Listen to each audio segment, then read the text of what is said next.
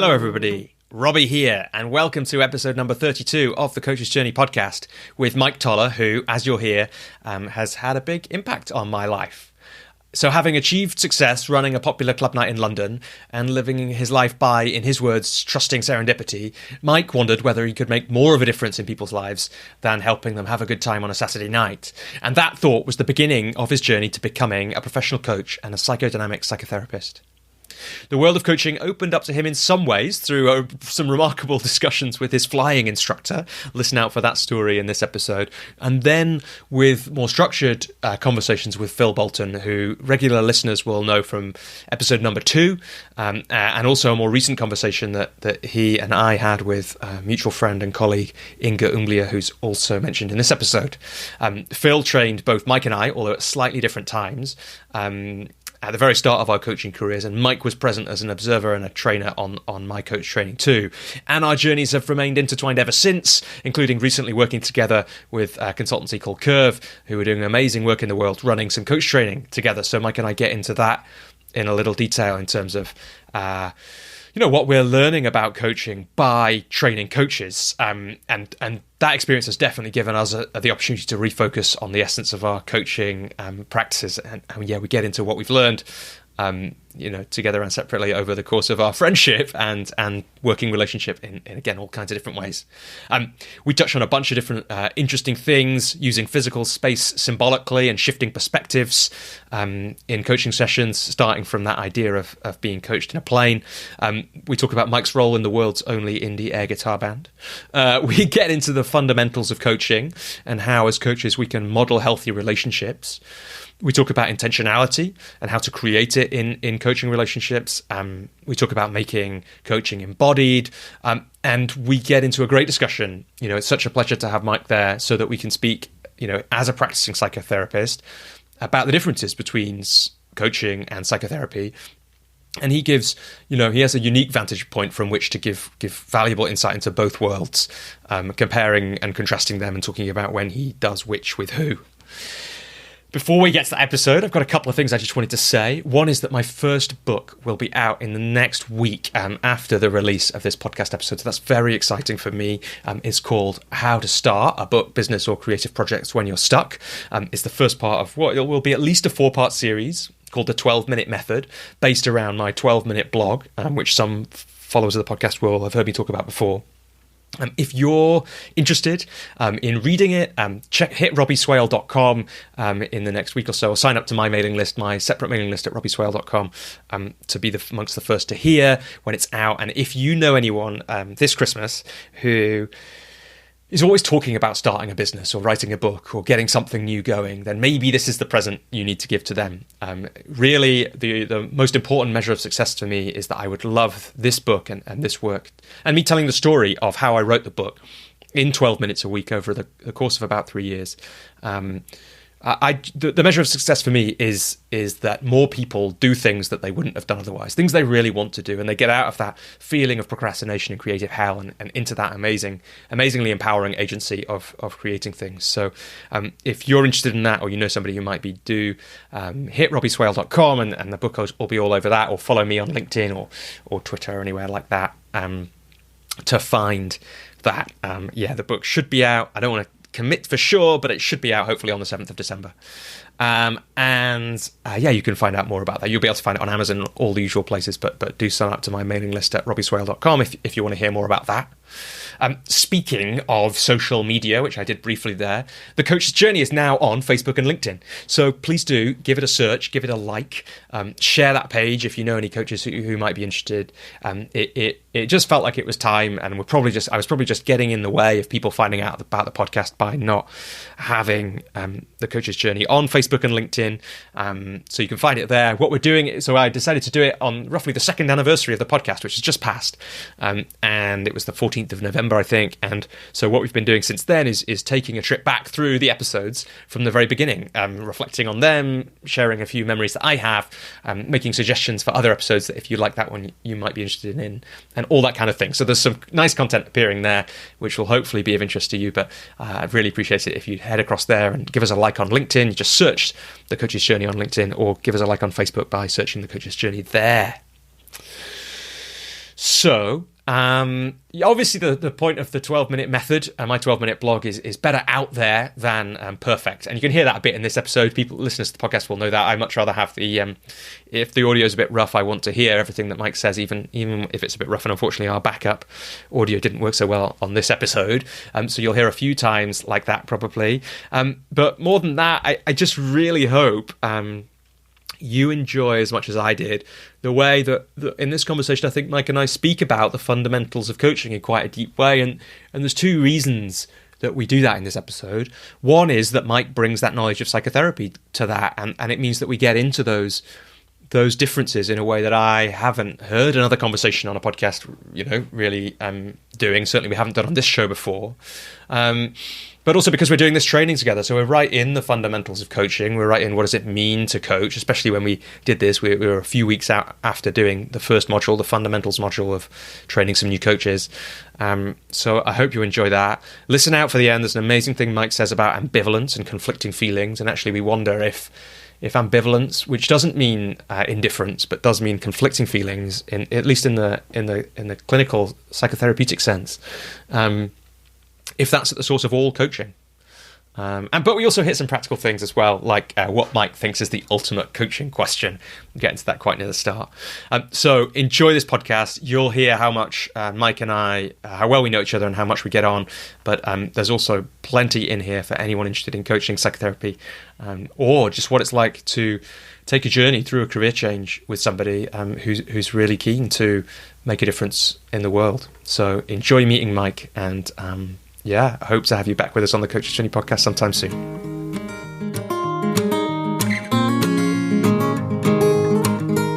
Mike Toller, welcome to the Coach's Journey podcast.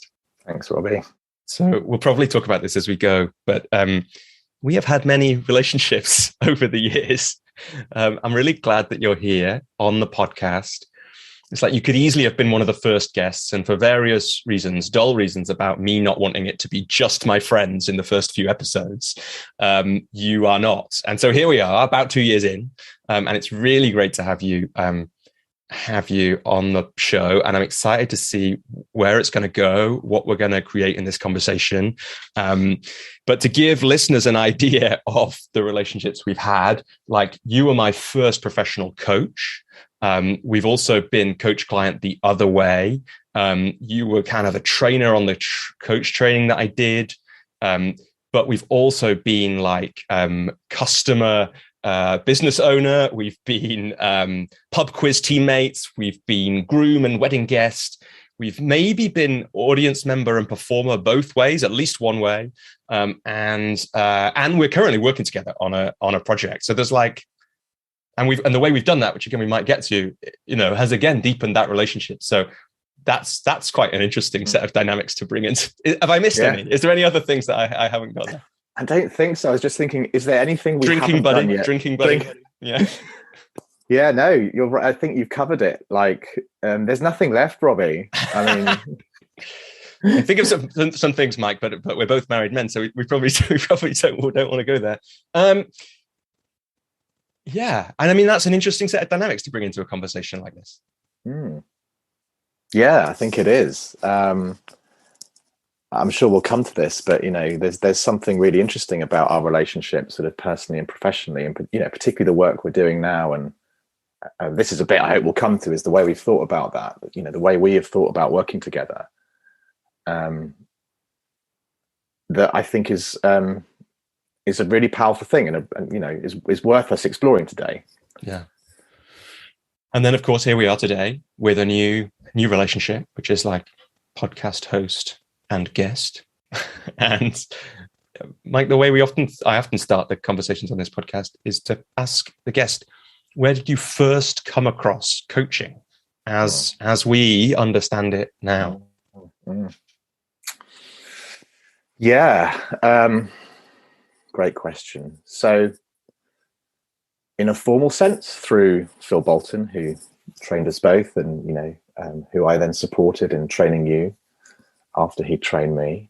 He was the first person who really told me, what coaching is and how it works, and told me a lot about his experience as a professional coach. This was something like 8 years ago, and really got me excited about the idea of working as a coach, and then helping him develop the training that we both kind of went through, and then carrying on and setting up a business as a coach. So in a formal sense, that's where I first heard about this thing called coaching. I think informally, it's a bit before that. I think we'll come to this too, but there's a story. The story starts a bit before I met Phil in terms of how and why I sort of do this work now. I think you'll have heard me talk about this recently, but a long time ago, when I had a lot more time and a lot more spare money to fling around, I decided to learn how to fly small planes. And part of the reason I made that decision was that I went up for a trial lesson to an airfield up in Hertfordshire. I was actually working as an editor at the time, so I went to write about a flying lesson. I went and did one with a view to writing about it. And while I did this flying lesson, I sort of quickly realized that there was way more to what I was doing than just sort of, going up there and doing this kind of flying lesson and then sort of going back home and writing about it. I really got into it. And part of the reason I got into it was because the man who took me up, the flying instructor who took me up, an amazing person, I think was kind of at heart a coach, and spent some time with me that day listening to me, and was curious about me, and sort of genuinely curious beyond the fact that I was there to write this article, and kind of saw something in me that I think he decided to kind of investigate a little bit. And he gave me an amazing afternoon, which was a whole load of fun, which was part of why I then decided to fly small planes. But he also asked me some questions that day about myself. And I think he was sort of onto the fact that I was at a point in my life where I was thinking about what I was doing and needed to make some decisions. And he got me thinking about that. And I think, hearing your question, when I look back, in a way, that was really the first time that someone asked me something like a powerful question about what else might be possible in my life. And I think that was the first time really that I encountered coaching without knowing it. Do you remember what the question was, or was there a particular powerful question? Yeah, I do remember what it was. So we were like literally 2,500 feet or something above Hertfordshire in this little plane. It was a beautiful summer's day, and we were sort of flying around. And he said, "Look out the window," and I did. And you could sort of, you could sort of see the world. It's a different perspective. You can sort of see like a lot of the world from that kind of height. It's not very high, but it's high enough, And he said, imagine all of this was yours. Like, imagine you were like the king of everything you can see here. You had, everyone would do what you told them to do. You'd have all the resources at your command. All of this is yours. What would you do? And I couldn't give him an answer. Like, I just didn't have an answer to that question. It was, it's kind of the ultimate kind of coaching question in a way. It's like, if you could do anything at all, what would you do? And I didn't know how to answer that question. But I think what happened by being asked that question was I started thinking about that. It's like, what else is possible? If you didn't have the various limitations that you had, what would you actually do? I mean, it's such a powerful question. It's the kind of question I try and ask my clients now, if it's the right question to ask, because it can just unlock something. Yeah. Why do you, I mean, like do you think he asked that question of everybody who he had up in that plane? Like it just strikes me that it might be, I'm projecting a lot onto him, but sure. I still think that in some ways I learned to ask good questions out of like wanting to have better conversations at parties, basically. Like I can kind of remember having this insight at a party, which was like, I'm kind of bored.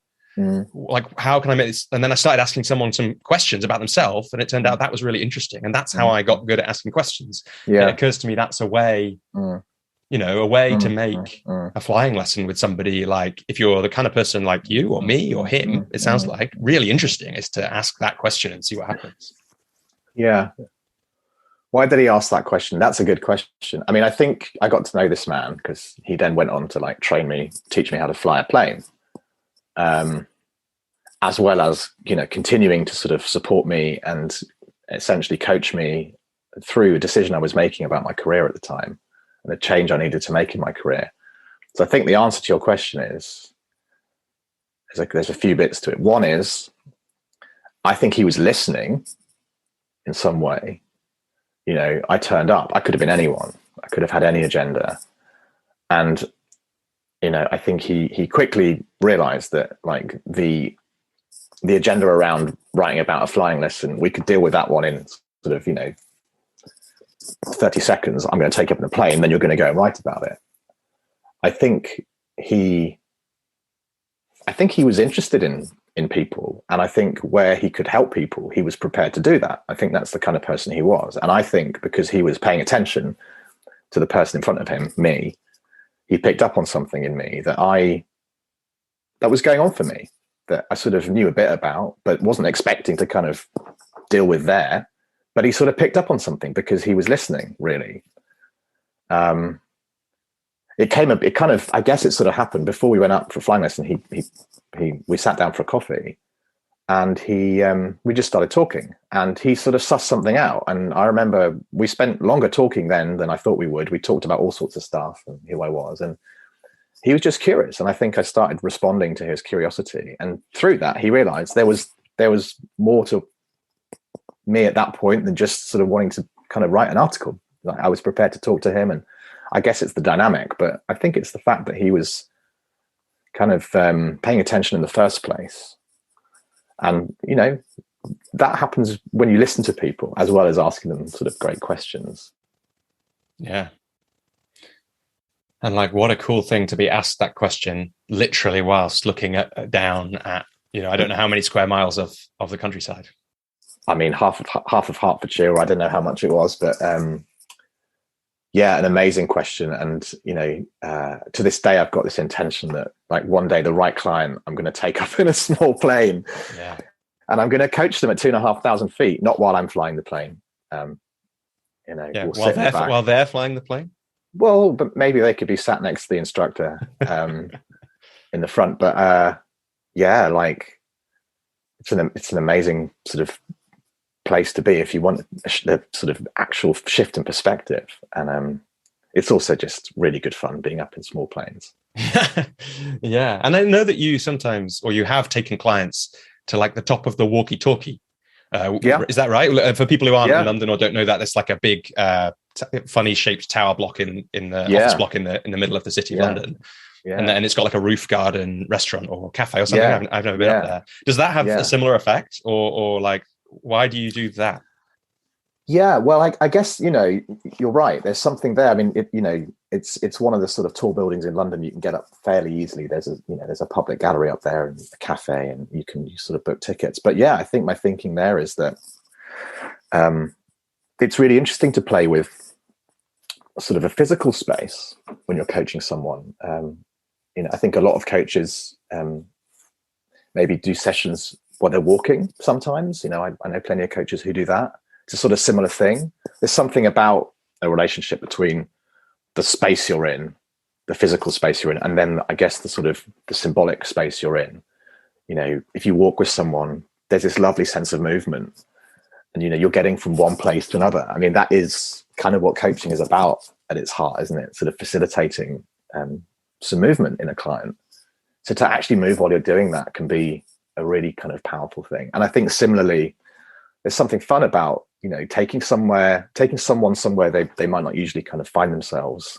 That's about putting them in a different space. And then, you know, when you're at the top of a building, you literally have a different view of the world, and you can really play with that. You know, I think I've done a coaching session inspired by an exercise we did both on the training when I did it and also yours, with Vegard Olsen, and he took us through an exercise where we use space to represent a client's kind of experience of a situation or sort of journey through sort of a problem.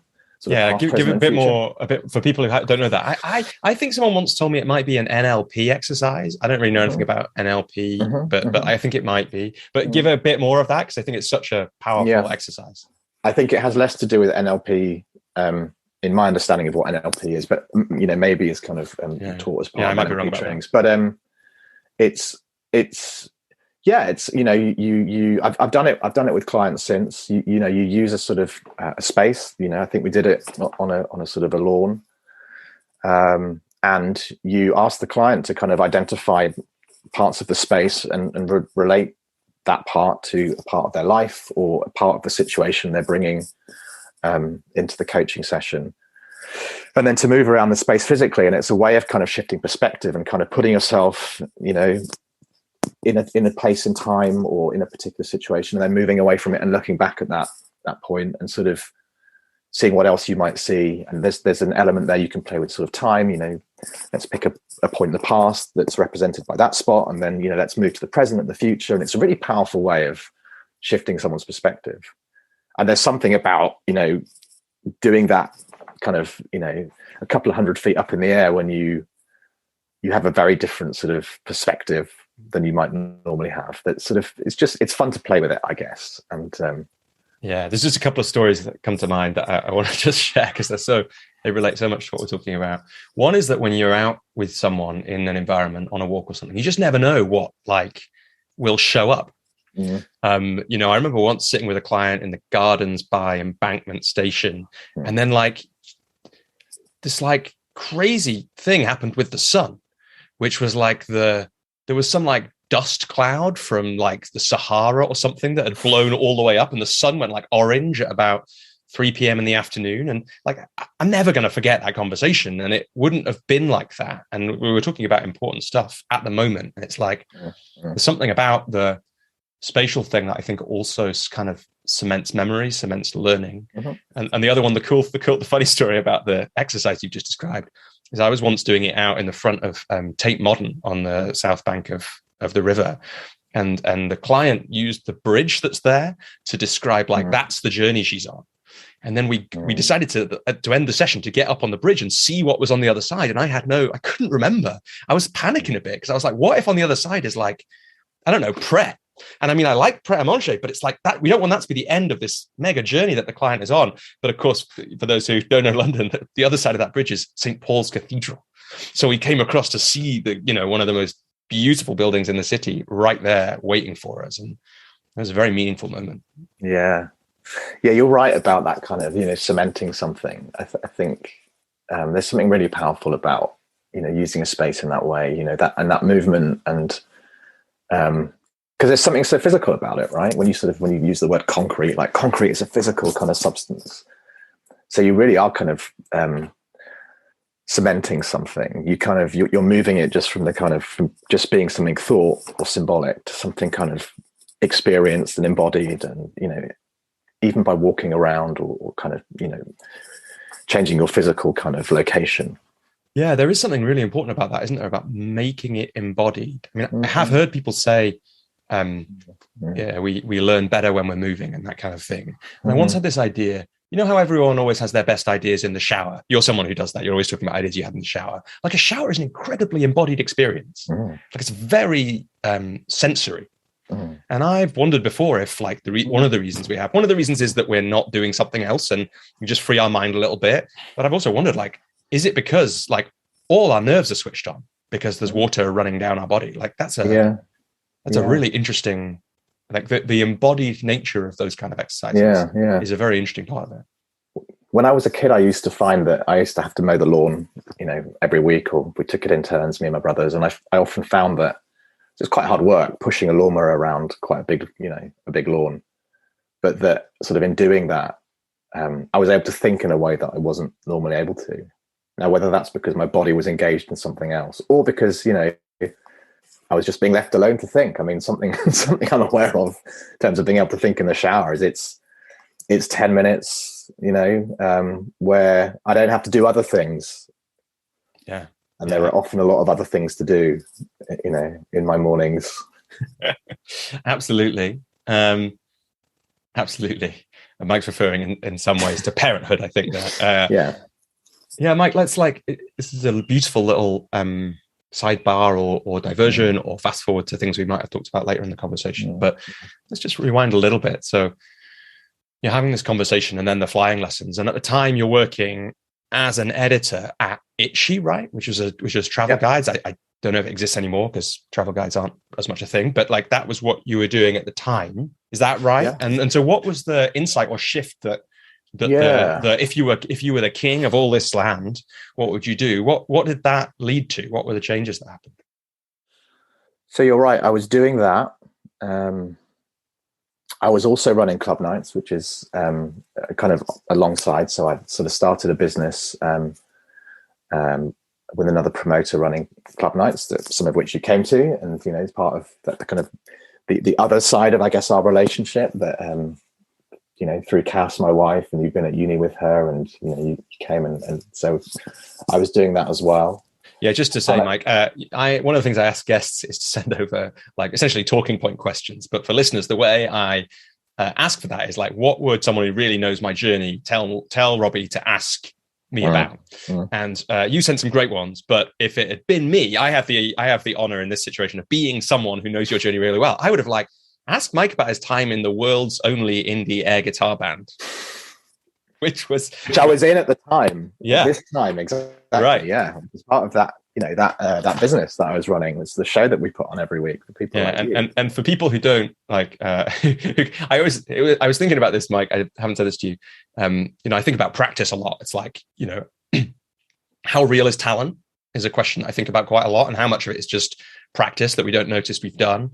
Like, if you want to see how much practice improves someone, watch three random people and Mike playing air guitar or air drums or something, and you'll see that if you practice air guitar, you get really good at it. It is extraordinary to see. We once did that on a training that we were running together with the coaching school, and it was very instructive how bad I was at air anything, and how good you were. So it's important part of your story, Mike. It's something I don't do very much. I'm out of practice now, but maybe it's something I can. I wonder if you could do that as a coaching exercise. Yeah, maybe. Somehow.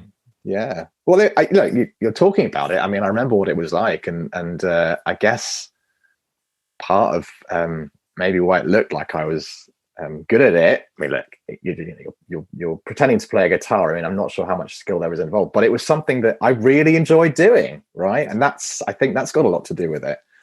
It was a part of a show in front of a crowd, and it was about having lots of fun, and it was loads of fun. It was absolutely brilliant. To go back to your question about what was going on at that time, I moved from the editing the travel guides to running the clubs and the sort of the event promotions business full time, because it became more successful and needed more time. It was something I wanted to do, and it was a lot of fun. You'd have fun putting on club nights, but also going to festivals and also just it was the first time I'd run my own business with my business partner, and I really enjoyed that. So a whole new experience, and sort of followed my nose into it. There was a point maybe 5, 6, 7 years into that where I realized that it wasn't something I wanted to do forever, for lots of reasons, partly to do with the lifestyle, and there were a lot of late nights, and it was hard work. I mean, it was a successful business, but I think doing anything well, particularly when you're starting and building something, you've got to invest time in it and effort, and to keep that business going and successful meant investing continually a lot of time and effort into it. And I realized that it wasn't something I could sort of keep doing forever in that way, not least because of the sort of the rhythm of it in terms of late nights and a lot of work at weekends. And Cass and I were starting to think about having a family at some point. I knew that kind of wasn't going to work, so maybe that was the point. And this was kind of quite a long time after the question about being king of the world was asked, but that was the point where I realized I needed to think about, if I was going to do something else, what was it going to be, and how was I going to make that decision and then that change? And maybe that, having said I couldn't answer that question when I was first asked it, maybe sort of that question sort of stayed with me in some sense.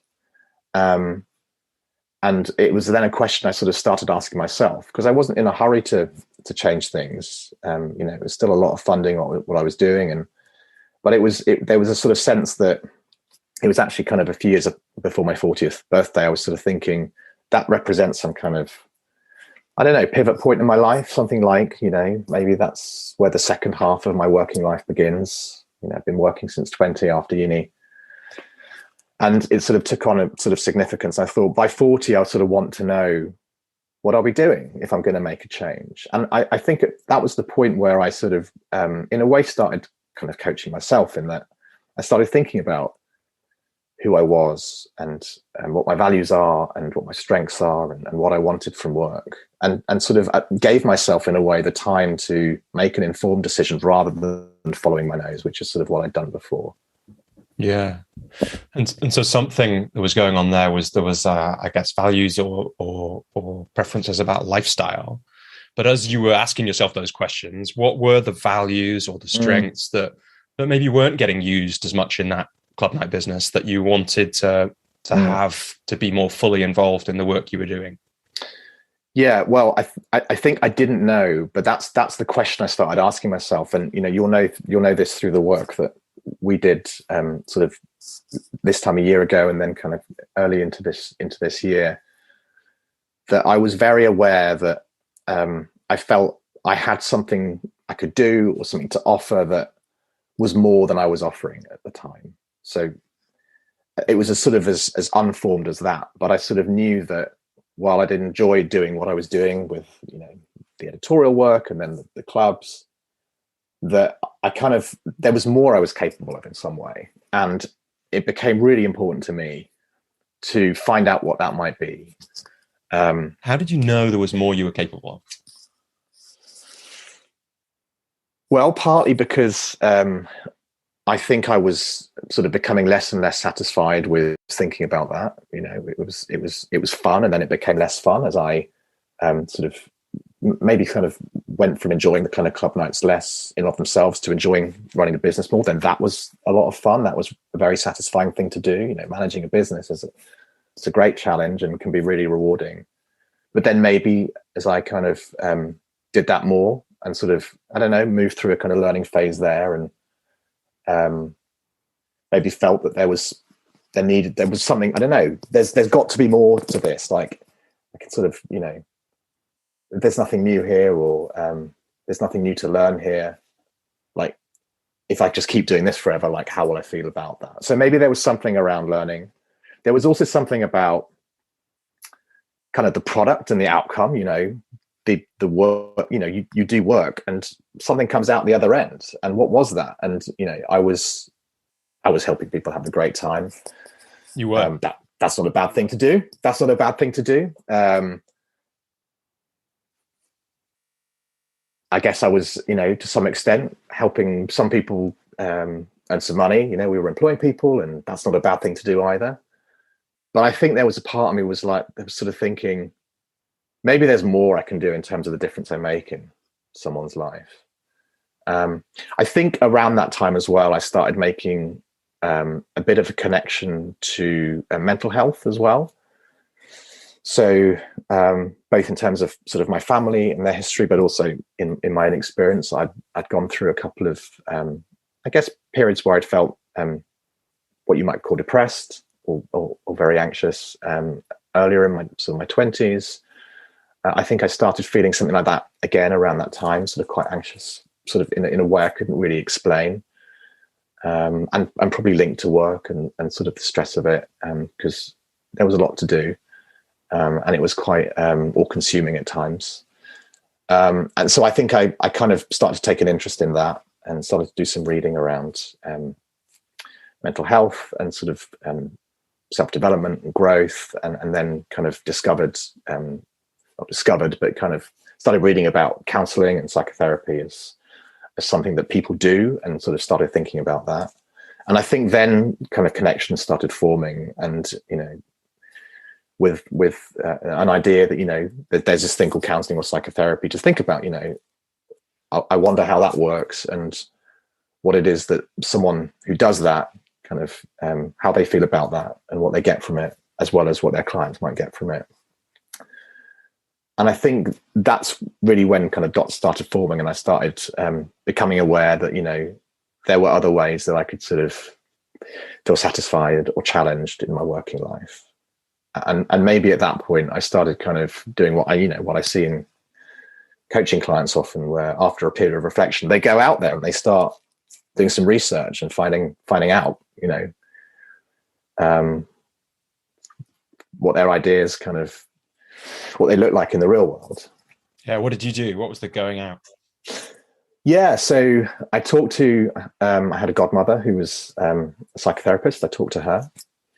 I did that was present in your life as in a professional way. Yeah. It's funny because it's not something I remember very much, but I remember it now. You know, that was part of, I guess, the research I was doing at the time. I talked to family members who'd been in therapy.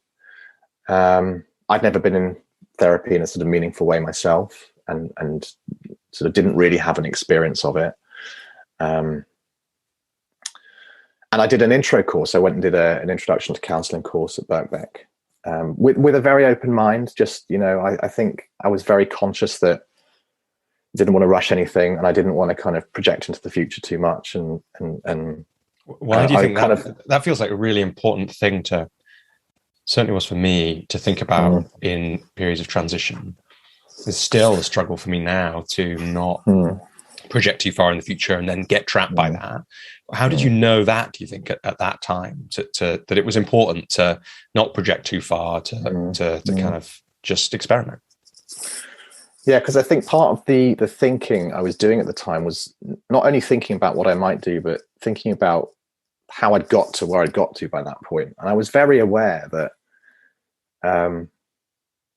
you know, since I'd left uni, I'd kind of done a succession of things that kind of almost happened by accident. You know, the very first job I ever got, because I needed the money, was in recruitment. And I sort of hadn't even heard of recruitment until like a month before I applied. I mean, I needed a job.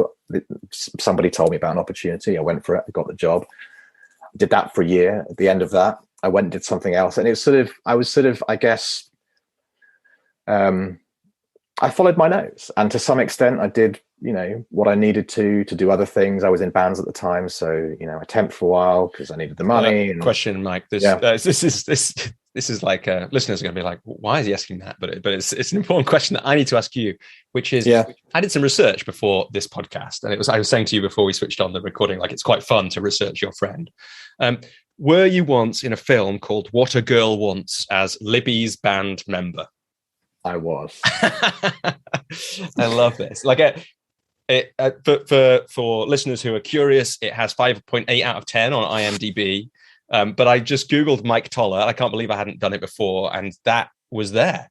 So that was and that was probably about this time as well. Yeah, well, you know, the guys I was in a band with, they were acting and working for actors agencies, and one of them, a really good friend of mine, Charlie, got a part in this film, and they needed a band they needed a wedding band in the film. And so he got his band in, and we ended up being, I think, in the first and last scene. And I even got I got a line in, which was, I'm now going to watch this film. So yeah, and you're on IMDb as well, which is for many people a dream. It's an actual Hollywood film. I think 5.8 is probably it's a bit of a higher rating than it deserves. Okay, well, listeners, if anyone's listening wants to watch that film or has seen it, wants to send Mike some feedback on his one line, please do. Sorry, but I interrupted that, but I just wanted to ask because it's that's another relationship that we can add to it. Yeah, you know, Hollywood movie actor and viewer. One day, maybe, if that happens, I will let you know. But sorry to kind of interrupt the flow there, Mike. I guess I just want to let's go back into that a little bit and just like, you did this experimenting. Yeah, and I think, you know, in terms of not projecting, I was very conscious that I'd, you know, kind of gone from one thing to another by happy accident a lot of the time. but that I hadn't necessarily thought about any of those moves. I mean, look, I was in bands because I loved it, and I did that film because it was a great one-off. I mean, it told me that I don't want to be in films. It's fundamentally a really boring thing to do, sitting around a film set all day waiting for the one scene you're going to do. But it was fun, and I think it's a great way to live your life in a way. See what comes your way, and when it feels right, do it and see what happens. And that had given me a lot of great experiences, and brought me into the business that I was running, and I'd never expected to do that. So there's something about sort of taking life on in that way, and sort of trusting serendipity. Like you can do great things by living that way. But I think I was just really conscious of wanting to try something different. So I'd sort of made myself aware that that's how I'd done things, and I thought, maybe you can do something different this time. You can, rather than just sort of jumping into the next thing that interests you, you can take your time to think about it and research and explore and see how you feel. And, even going on to the counseling course, it would have been very easy for me at that point in my fantasy to go, right, that's it. I'm going to work as a counselor. And I mean, I had a pretty good idea. I was interested in it, but I wanted to actually find out something about it before making a decision. And, that course helped me to do that, and gave me the confidence then to go on to do a full training as a psychotherapist. But even then, I was sort of very conscious that that wasn't just sort of a means to an end. I mean, part of it was about going back and doing some learning in and of itself, which I was ready to do at that time. But it was also an opportunity to explore what it would be like to do that work before really making a decision to kind of commit to it long term, which is what I ended up doing. But because I found out, what that work is about, and then I guess relating it to that thinking I was doing about my strengths and my values, and sort of testing the fit, really, and deciding that the fit was good enough, and that it was something I wanted to do. If you were in that space of thinking maybe this is just learning, maybe it's something for the long term, like psychotherapy courses are quite long. Where in that process between that first intro course and the end did you realize this is going to be something I want to do, this is going to be a thing that I'm doing? Have you realized that for sure? Like, I know that you're working, we'll talk about that in a bit, but like how your work is now. But when did you realize that, and how? Well, look, I did the intro course. I did another little intro somewhere else in a different modality as well. And both of those, like, first of all, like, I love the fact that I was learning again. I mean, depending on what psychotherapy training you do, there's some theory, and it's challenging to learn something new in that way. And some of it's quite kind of difficult to get your head around. And I really like that. I relish that kind of challenge and that opportunity. So I was really enjoying learning something new, and I was particularly, the modality that I work in, which is I work psychodynamically. It's this amazing body of like thinking and theory behind that. Not coincidentally, it's about development and growth. And I was at that point, I was, thinking about my own growth and my own development, and, who I was, and to some extent, why I'd struggled with what I'd struggled with, and, if I'd been anxious or depressed. I mean, that's what psychotherapy is about. So you're kind of learning this amazing kind of way of thinking about that, and you can relate it to yourself. And that was sort of very appealing. So I was enjoying that and sort of wanted more of that. And I knew that going into a career as a therapist would give me more of that, because you don't learn it once. I mean, you have to keep learning it all the time in every session with every client. And I think I sort of realized that. And then as well as the kind of the sort of the theoretical learning, as part of a training, you also start working with clients. And, I think, again, that was something that I had to do as part of the training. But then I didn't have to go on to work with clients after I'd finished the training. But I saw that as an opportunity to see what that would be like. I hadn't worked. We can come to this in a minute. I was also starting to coach people at this time. And there was a sort of parallel training sort of path going on for me, and I'd started coaching people as well around the same time as I started working in a placement as a therapist. But those experiences were an opportunity to see just what it's like to do this work, and then to make a decision about it on that basis. And that's kind of what I did. And I think there was a certain amount of work I had to do on my psychotherapy training placement that I had to commit to, and that gave me enough of a sense of, do I want to do this beyond this training? And I realized I did. But doing it for real, right? Doing it for real. Yeah. And maybe that'll be a part of the coaching story as well. Like, definitely want to find some time in this conversation to speak about, we've spoken before about how, or I've said to you before, how valuable I think it is to have you in a conversation about coaching and what it is and what it isn't, because of that perspective that you have around coaching and psychotherapy. And anyone who's ever been in a room where someone is learning about coaching, it's impossible for someone in that room not to ask, oh, isn't this psychotherapy? Or what's the difference between coaching and psychotherapy? So let's get into that in this conversation a bit later. But you've pointed to the parallel that was happening at the same time. And you said already that it was an introduction. It was a conversation with Phil, who people who have listened to all the episodes of the podcast have already met. And if you haven't, then do check out the conversations. There's 2 episodes with Phil, and we'll put links wherever people are listening, including one with Inga Umblier, who we might come back to as well, because she was on your training with the coaching school. So you and her go way back. And we had she and I and Phil had a great conversation about their work on abundance. But around this time, and I know this story a little bit, one of your friends said to you, you told them what you were doing with the psychotherapy intro training and that interest, and they said, you've got to speak to Phil Bolton. So say a little bit about that, about who Phil was to you and what happened in that conversation. And then maybe that takes us into the coaching school. Yeah. So Phil and I were at uni together, but we only overlapped by 1 year. So I knew who he was, but I didn't really know him very well.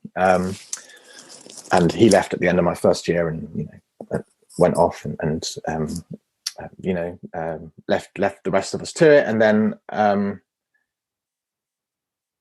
it was while I was on one of my intro courses, or maybe I'd started my training. In any case, I met a mutual friend of ours at a wedding, and just telling him about what I was doing and the fact I was thinking about making a change. And as you say, he said, you got to speak to Phil Bolton. Like, he works as a coach. And I still, this is really the first time that I'd sort of heard the word coaching used in this way, sort of, beyond kind of sports coaching.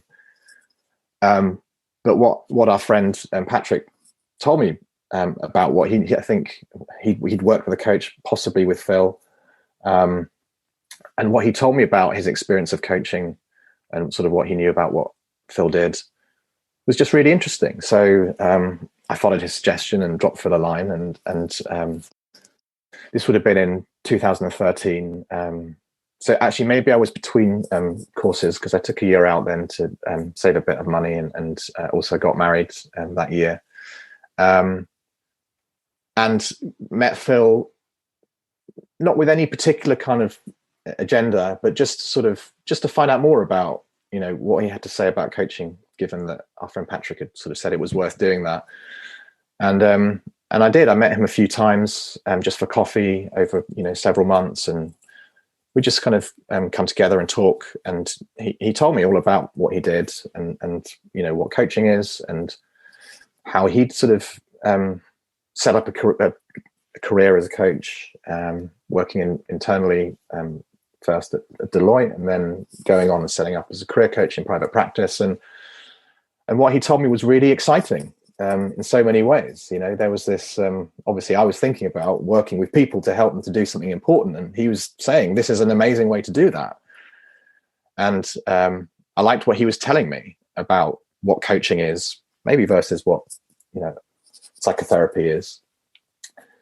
And I also liked what he was telling me about the way it allowed him to kind of build a career for himself. And, I was, I think at the time, ready to work for myself, rather than for someone else, or even with someone else. I was aware that if I was going to work as a therapist, it would take some time to kind of do that work and be paid for it, just because the training is quite long. So that was appealing too.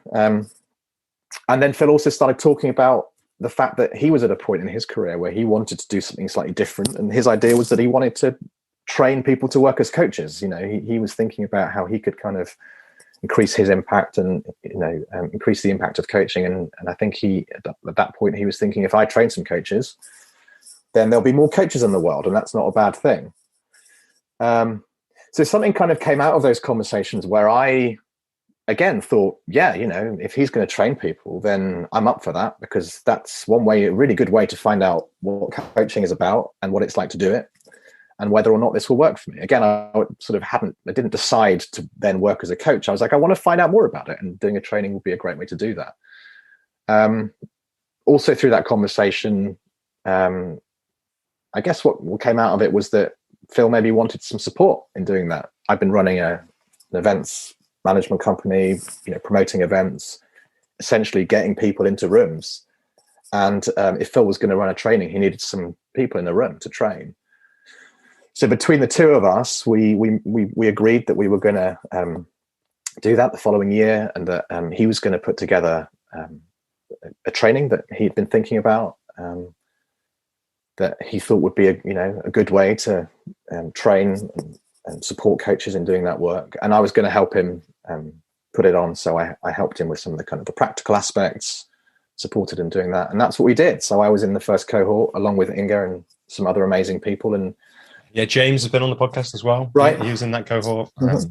Nicole, who people who have followed my work will know that I've done lots of work with. Amazing group of people in that first group. And then about this time, like, I was thinking about this before this call, Mike. One of the most important things in some ways that has happened in my life happened, which is that you added me on LinkedIn. And I don't know if have I ever said this to you, but you added me on LinkedIn, and I was in my own version of, and so we'd known each other really as, at this point, like, I'd been to Feeling Gloomy a lot when I was a student and just after I graduated. Feeling Gloomy, by the way, it was the name of the club night, right? Which is, and by the way, like the club night, I was thinking about this as well. Both the club nights that I went to, like they were viral things. Like, you couldn't help but talk about Feeling Gloomy and the Indie guitar band, the Miserableists, right, was the name, and some like amazing, and then Club de Fromage. Like, these names, actually, it's worth saying them because people who were living in London, especially like North London at the time, will remember them. And Club de Fromage is it still going? Maybe? Yeah. Club de Fromage is still going. So going strong by the sounds of it. So we like, I'd known you in that way. I'd known you a little bit through Cass, and then I think when I'd moved back to London, we'd been to pub quizzes quite a lot for some reason. They're fun is a reason, but I'm not sure why. Like, that particular group formed, maybe some mutual friends we both did quizzes with at different times in our lives or something. I think it's because we kept winning them, Robbie, and we realized that we were onto a good thing. Yeah, I think that was a lot more to do with you and Nick Hall than it was to do with me. But I remember, Mike is excellent at pub quizzes. Anyway, at some point in that period, like, I was in my own career transition, and there's lots of echoes in what you've said about the things you were looking for, why you were looking for them in my story, which I won't go into now.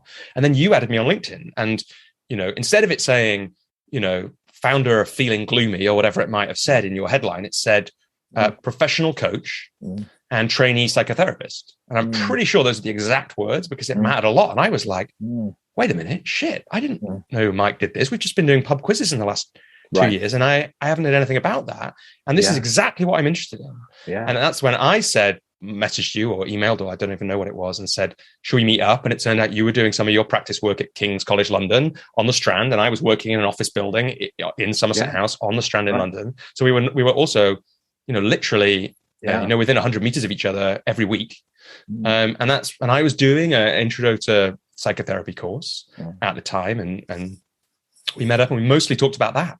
And then at the end, as I was coming to a point where I came to a different point with my experiment with counseling and psychotherapy, which was, this isn't for me right now, despite going in with that similar experimental intention, we started talking about the coaching school. You having done that first year and that first cohort, and looking for a second cohort, which I ended up being part of, again, with a lot of amazing people. I remember meeting you in the cafe in the courtyard at Somerset House. I don't remember the LinkedIn ad, but I'll tell you why I did that. Do go on. Well, because the coaching school program was not just about the sort of the skills and the tools you need to work as a coach, but it was about getting coaches up and running. And part of that is tell people you're working as a coach, because I was looking for clients as part of that training, and so there's some thinking that we did, which we would have done with you, and we've done with everyone we've trained since, which is you're going to go and do this work. So who are you going to do it with, and how are you going to spread that message? And one way I did that was to get on LinkedIn, probably for the first time in a serious way, and change my job title and start talking to people about the fact that I was doing this work and that I was looking for clients. And that's what happened. I got some clients, as well as a conversation with you, and started doing that work that year.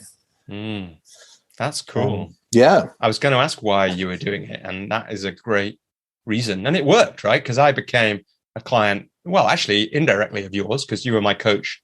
One of the amazing things you did / we do on the coaching school trainings is give people a professional coach. And I still think it's kind of bizarre that every coach training doesn't do that. Yeah. I can kind of know why, because you'd have to add on a chunk of money, and people already feel like they're paying quite a lot for coach training, but such a fundamental thing. And I'm always a bit confused when I hear about people who have trained as coaches, want to work as coaches, and have never been professionally coached. And it was a great shortcut to that. It made us all do it, which definitely made us all better coaches.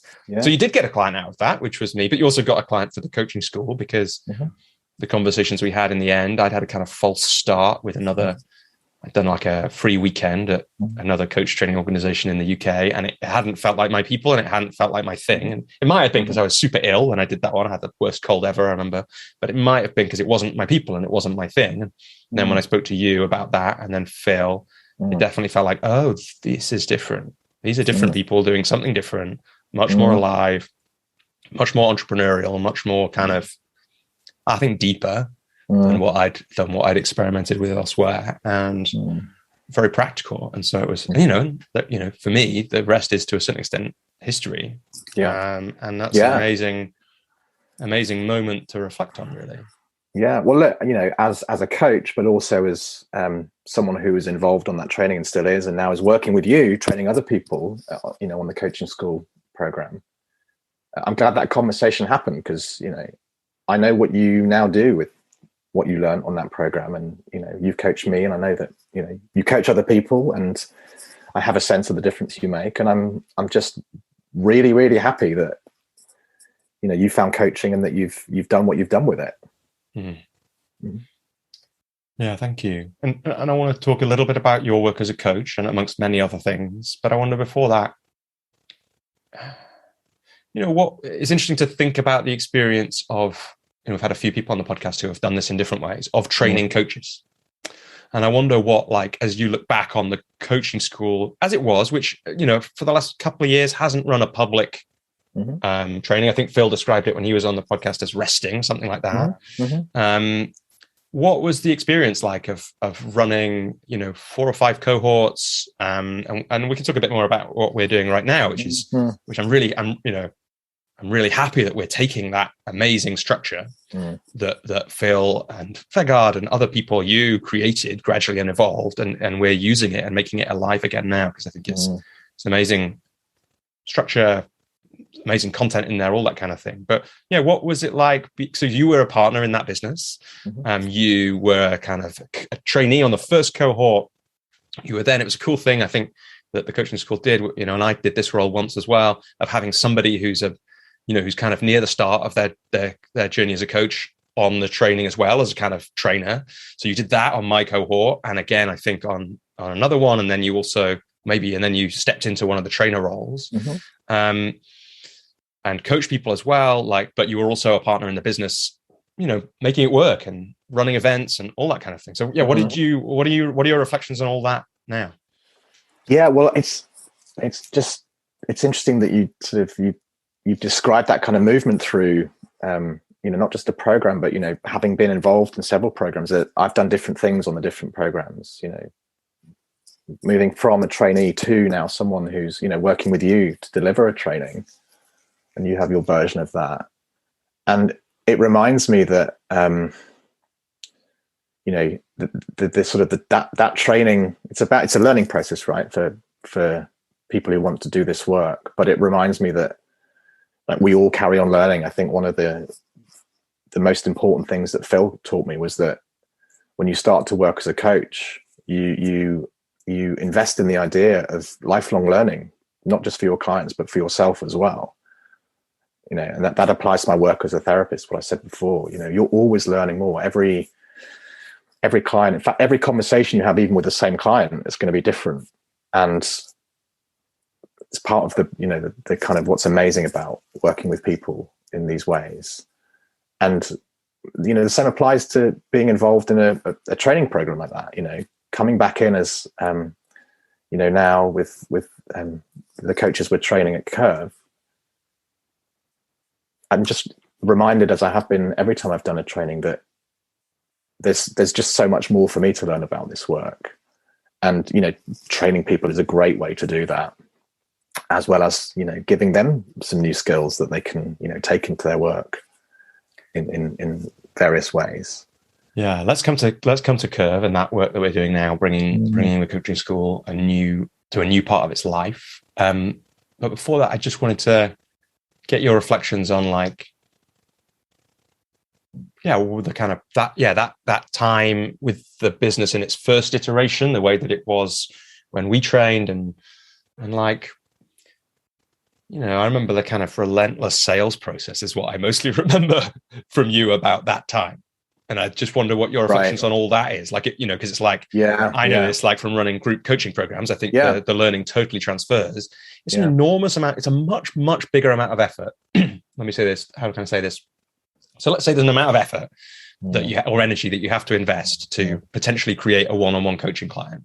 Let's say you're trying to get 6 people in a room for a coaching training. It is more than 6 times the effort to do that. Or at least it often is. It certainly was. It's one of the reasons that I shifted the way I run my group coaching. And I had another guest, Toku McCree, who said something similar. It's like, if you try and enroll for a group program in the same way that you enroll one-on-one clients, and you're trying to get 10 people or 6 people or 5 people, whatever, it's exhausting. And that's one of the things I remember about the coaching school, enrolling those programs.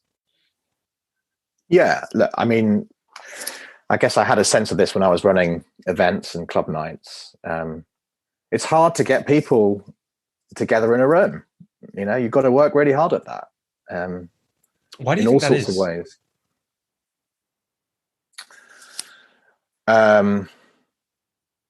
Well, in relation to club nights, there's competition, and, you know, you've got to build a reputation, and you've got to build a great product, and then deliver it again and again, and sort of, you know, build up a customer base, and word has to spread, and that's part of it. I think in terms of running a coaching program, it's a slightly different challenge. You know, you don't open your doors to kind of sort of anybody who comes. You have to think carefully about who you're working with, and is this the right person at the right time, and is this the right group of people? And you know, I don't think every coaching program does that much thinking about this kind of thing. Probably not. I mean, we definitely did. I think it was part of Phil's thinking in you know, how and why he set up the program he did. There was, you know, he had a specific idea about sort of the level of sort of quality and intensity of the program, and it wasn't going to be right for everyone, or it wasn't going to be right for everyone at the same time. And, you know, something that we found, and again, you know, this is how it goes. You have an idea, and this is what happens in coaching as well. You have an idea, you think about whether it's worth trying, then you try it, and then you see what happens, and then you modify it. And I think what we discovered through running certainly the first 4 cohorts was that it takes a lot of work with a program like that to get the right people together at the right time for them and for us. And, you know, just on the level of dates, I mean, you know, the way the program's set up is that there are some in-person training modules, and that means you have to have everyone together. And, you know, that's 3 weekends, and that's a big commitment. And someone might be busy doing something else. So even if they are the right person at the right time, they just might not be able to make it. And, you know, that aspect of it became sort of increasingly complicated. And then, you know, there's a business model, and there's an amount of time you spend finding the right people and not just sort of selling them a training program, but also making sure that they can come. And people's lives are complicated. They have lots of moving parts, and they couldn't always come. So I think a really important sort of part of the coaching school in that story is that while we were interested in setting up a training organization, it wasn't all we wanted to do. Then as now, I think a really important part of the way we think about that program is that the trainers, the facilitators on it, work as coaches primarily, and that's their value really on that program. They're not just trainers; they're coaches who come in and work with new coaches to do that work and share their experience and support them. And I found that I was spending a lot more time looking for potential participants for another coaching school program than I wanted to, given how difficult it was and the way we'd set it up. And so we made a decision at some point that the model wasn't working, and that it was a great program and that we could deliver it to individuals or a group that came to us and asked us for it, but that really our focus wasn't going to be to put it out there and sort of keep talking to people in that kind of open doorway. Yeah, and that was a good decision. That was a good decision to make, I think, for everybody. Yeah. And what's been interesting about this podcast is I've spoken to Kim Morgan, who is the founder of Barefoot. I've spoken to Robert Stevenson, who was, but interestingly is not, I think, according to his LinkedIn, is moving on now, was the center director at Animas. And one of the things that came across was that actually, although both of them are undeniably have the same love of learning and developing and growing and helping other people do that, what it felt like to me in both conversations, it'd be interesting if listeners agree, and if Kim and Robert agree, they were trainers in some ways first, and leaders before, and it was more important to them to be a trainer, to be a leader, to run a training organization than it was to have their individual practice as coaches, at least at the time. Now, what's interesting, the reason I say that's interesting about Robert is I think that he's leaving to focus more on his coaching, moving on from Animas for now. Who knows whether he'll go back, because I know he's had a long relationship with that company. But it strikes me as, it resonates there. My experience of speaking to them resonates with what I have known about your experience of running the coaching school and what you've just said. Yeah, and it's interesting because I'm aware that at different times in our lives we might want different things from our careers. I mean, that's my story, right? The reason I decided to retrain and make the career change I did was that ultimately I wanted to do the work of psychotherapy and coaching, and then training coaches. It was exciting to be involved in that, and it sort of speaks to my entrepreneurial side. But my focus wasn't to set up another business kind of that kind. I run my coaching business and I enjoy that, but what I really enjoy about that is the fact that I get to work as a coach with people, and the same for my psychotherapy practice.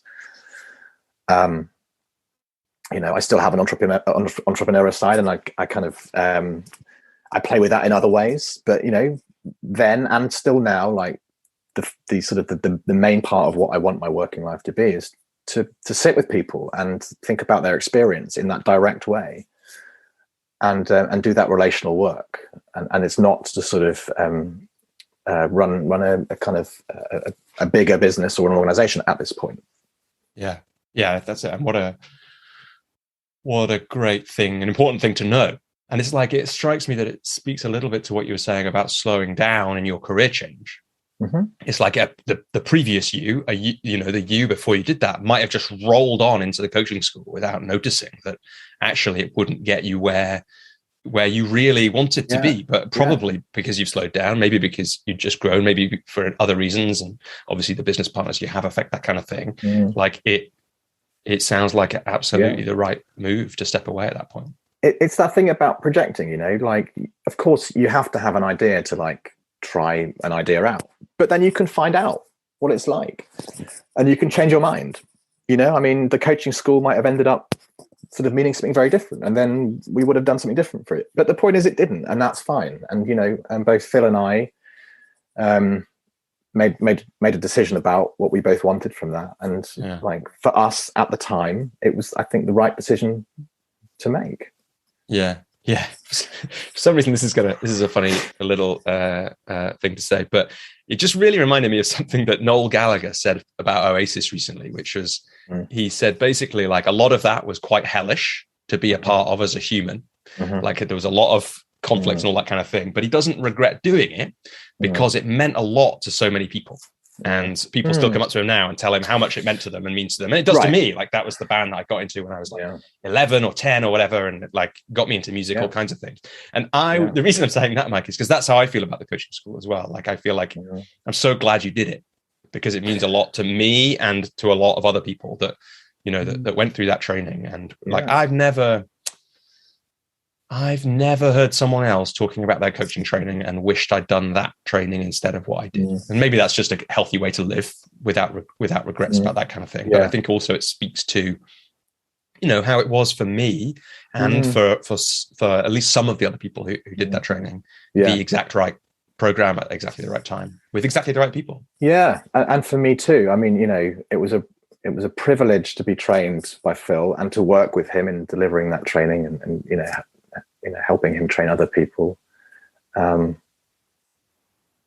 every sense, you know, I don't know much about other trainings. I've been along to a few sort of intros and I feel the same as you. I mean, it was just the right thing for me at the right time. And sort of, I didn't even know it, you know, that was a sort of serendipitous move, I think. But you know, I decided to get involved on it. You know, I was informed. You know, I was informed. I'd thought about it, and I'm glad I did.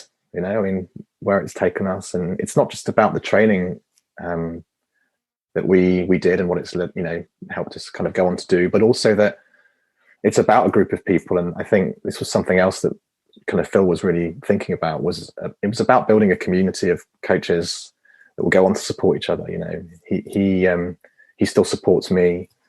The cohort I was in, and then, you know, being involved in the other cohorts, there's a lot of interaction and support going on there for those that need it. I think it's part of the, you know, the kind of the message of what coaching is. You know, it's not just about sort of lifelong learning. It's about building relationships. And I'm still in touch with, you know, clients I've worked with in the past. And even if we don't work together again, I love hearing about what they do next. And, you know, that's kind of all in there for me. And I think like the reason the coaching school was the right training for me, and it sounds like, you know, part of the reason why it was the right training for you was because Phil was thinking in that way. Like he brought the whole of what coaching is and can be to that program. That's the gap he spotted and filled, and, you know, kind of so successfully kind of filled. Yeah. And then maybe let's talk at least a little bit now. I also want to be asking you about your coaching, because we haven't really got to that in your story yet. But it just feels like, because we've been talking about the coaching school in different ways in that program, it's maybe worth saying, you know, touching at least just a little bit on the work we've been doing recently, because I think it allows us probably to talk a little bit about what coaching is and our understanding of it and other things. And essentially what happened was I'll tell a little bit of story and then you can see if you think it's true. We've been talking on and off essentially since the last public coaching school program, which was a few years ago. You know, every now and again it would come up that it would be interesting to do some work together, and maybe it would be us doing that together in some way. And well, we didn't really know what that might be, but there were a few conversations about that in different ways. And then essentially, a small consultancy amongst, you know, it's like it's not we should say that there are amongst other like potential bits of work that could have been some work that we did together training coaches, and there have been a few over the years of maybe it'll be this thing, and maybe it'll be this thing, and maybe it'll be this thing. One finally came and happened. You know, it's like, and again, it has to be the right project, the right time, the right people, all those kind of things, and that's why the others didn't. With a very interesting, relatively small consultancy called Curve. We'll put a link in there where people are listening to this, who are doing amazing work in the world. And I've got a book coming out soon, which people should check out. When it's out, I'll try and remember to come back and put a link to the show notes. I don't think it's out yet, but it might be actually by the time this comes out. So there might be a link if people want to check it, about running workshops. because one of the things they are experts at is running workshops. And I think we talked about this with Inga when she was on the podcast, about one of the workshops they do is the workshop. And now it's sometimes the remote workshop, which is like a workshop about running workshops. But a really interesting company doing important work in lots of different places. And essentially they wanted to partner with somebody to run a coaching training for some of their team, because they wanted to upskill some of the team who weren't already working coaches, although some of them were, and give that particular coaching framework, but also to pull together a group of people wider than their team to do that with. And so that's the work that we've been doing. We did the first part of that and the first module of that in the last month as we're recording this. And like I say, it's been, a very, powerful experience to bring that material back to life and to give it our own spin, make it alive in our way, because it's us delivering it now, not Phil and Begard, not you and Phil, not all the other people that have done it over the years. And to think about how we work together and how we do that and how we make it really powerful. And how, because it's been interesting, hasn't it? Because we've both been, in each other's, what would you say? Like, we've coached each other in the last year. So we've got that interesting element of it, which is like, how does this serve each of us at the point we are in our work? And it's been an absolute pleasure. I don't think I've said this in this long list of things, to kind of get into the fundamentals of coaching, because that first module that we delivered is, the aim for it is to prepare people so they can go out and practice, which is one of the things I loved about the training. It's definitely one of the things you did in the training as well. It's like, okay, we're going to get you ready in the first weekend so that you can ethically and technically go out there and coach real people on real stuff and charge them money and know how to do all that kind of thing. And so we've been really in the place of, well, what are the fundamentals of coaching? And what do people need to know to be able to do that? And what do we know about that now that we didn't know years ago? So that's my way of introducing that possibility to this conversation, that we might talk about that. What's important or interesting about what I've just said or this project to you to say? Well, everything you've just said, and we've talked about this a lot, is part of why it's a great thing to do. I mean, it's a wonderful group of people, and it's a real privilege to work with them. It's great to do a training again because of what I said before about what we can learn from that again and again as coaches, as well as seeing some new people go out and work in a new way, or integrate those skills into what they do already.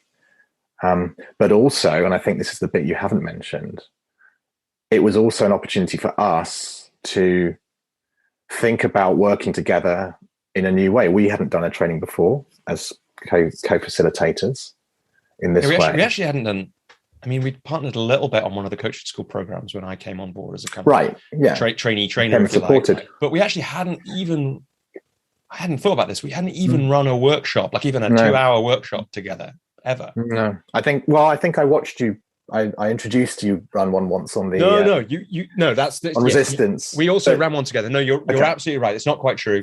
You introduced me for one on resistance on Stephen Pressfield's work, and we also ran an introduction to coaching workshop. You're right, we did that. Yeah, okay. But that aside, and I think this doing a whole training is a sort of different beast. And I think the reason when Inga got in touch and asked me if I was interested in doing this, and obviously I wanted to hear about Curve and what they were doing and why they wanted to go through this program. Obviously, she knew a lot about it already, so it was sort of her idea. But I knew it was something I wanted to do with you, partly because it was going to be a new way of working with you, as well as exploring a new way of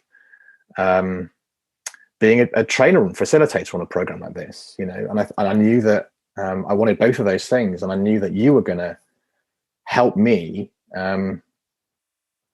make the most of that sort of trainer facilitator role in a way that I sort of hadn't experienced before. And I was really excited about that. And I think we thought a lot about that. I mean, we did a lot of work earlier in the summer thinking about not just the training we were delivering and what changes we wanted to make based on our experience, and also the needs of this group of trainee coaches, but also exploring our relationship and how we could really use that to make the most of this program for everybody. And that's been an amazing thing to do. And, I think is a sort of, is a coaching approach in a way to doing a project like this, because we thought very carefully about what we wanted from it in every sense, and how we were going to sort of do that. Yeah, and it was like there's so much in that we could talk about really, but what came up as you were talking then is I think we had a conversation, maybe we only had this insight, I can't remember, I think it was me who said it, but it could have been you, so if I'm stealing your insight, please say. No. That, like, one of the interesting things about coaching is the foundational part of it is the relationship.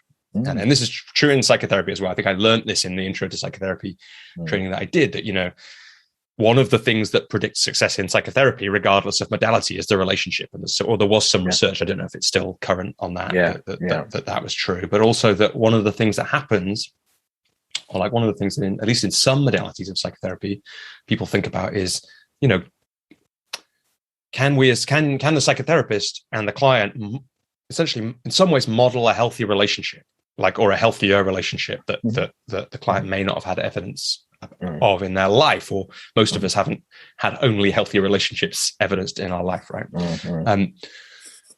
And one of the interesting things about having a group, so in coaching, I think about that quite a lot as well. I'm like, look, how can I be, a stable person in this? And that's why I need to do my own work. It's why I need to have an ethical business. It's why I need to think very carefully about my business practices, as well as the actual coaching sessions, because it's all part of something that can be something and be meaningful and be part of the work. And what's interesting in the group was to think about, okay, well, you've got in a group of, I forget how many we've got, but maybe there's 9, 10, 11, 12, 13 people in the room at different times. There are many relationships going on there. Many like permutations. There's me and my 10 relationships, let's say, with the other 10 people there.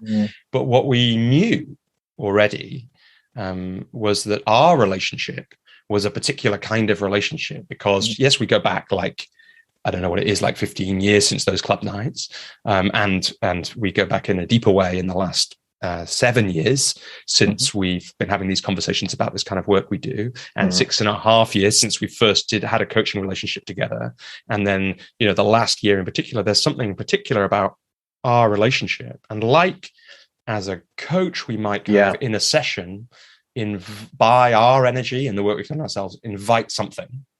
There's something about the fact that our relationship was there, may have invited something in that group. Yeah. But there's something I want to add to that. And, this runs through the way we have thought about this by thinking about, by doing the thinking we've done and sort of being very careful. But we were also doing something we hadn't done before. And that means we're in a different kind of relationship as well. And I think we've really paid attention to that. I mean, in the way that we've thought about this program, we thought a lot about contracting. I mean, that's something that it's really important to think with new coaches about, and it goes back to that, thing about knowing what you're doing and knowing what you're not doing, whether that's coaching versus psychotherapy or, another way of working with someone. And the point I'm making here is that as part of the way we sort of planned and prepared for this training was that we thought about what we were doing in this training, that we were there as coaches to work with a group of new coaches to do this work, and that we sort of built awareness around that and sort of what that means and how we, I guess, really take up that role, as well as being co-facilitators, as well as doing that together. And I think that's a really important thing to think about, because that's kind of, again, one of the things that sort of runs through coaching. It's about knowing what you're doing. There's a sort of intentionality to it. That's what we do with our clients. We say to them, what are you here to do? And why does that matter? And, once you identify that thing, what is it that needs to change? And there's a sort of intentionality kind of, is woven through everything we do as coaches. We're creating not just awareness, but kind of intentionality. And I think that's a really important part of what we did was we thought about what it is we were there to do in that instance. When we've worked together as coach and client, we're doing something different, and we think about that. And maybe in it kind of setting up this training, exploring how we're going to do it, we were sort of particularly focused on that. And I think that's been a really amazing thing to do in such a specific way with someone like you who knows so much about what that means, because you are a coach and because of the way you work as a coach as well. And what you said there about, the sort of the focus on the relationship as the sort of the I don't know, the material that coaching is made from. And I agree with you, by the way. I think absolutely. Yeah. And maybe there's so much in this that we could go into more if we want to. The thing that, the piece that I think has been really interesting about working in this way is, I think certainly I felt like this. I think I've heard you say that as well. It's like, not all, but a lot of my previous experience of delivering training was quite stressful and quite anxiety inducing. And, I've worked on this. It's been part of my growth over the last few years, including in some of the other partnerships I have, is to get away from the way that I used to do it, which is essentially the way that I used to, Cass and I, Mike's wife, met doing plays at university. And I used to essentially treat training as a play where I would what am I going to say? Essentially learn it and then deliver it. And that's not quite true, because it's never, that you've got the freedom. You don't have to say exactly what Shakespeare or Berkoff or whoever it was wrote, whereas you kind of do if you to a certain extent if you're doing something like that. But there's other sides to this, right? Because in some ways, especially on that first module, we're teaching the fundamentals of the thing that we've both spent hundreds and hundreds and hundreds of hours each doing. And so there is a freedom that comes from knowing that. But it also came up in that thing that you were just talking about, which is what if we're bringing coaching to our experience of running a training program? And one of the things that happens if you're coaching well, is that you're really present in that. And there's a structure around which you are holding.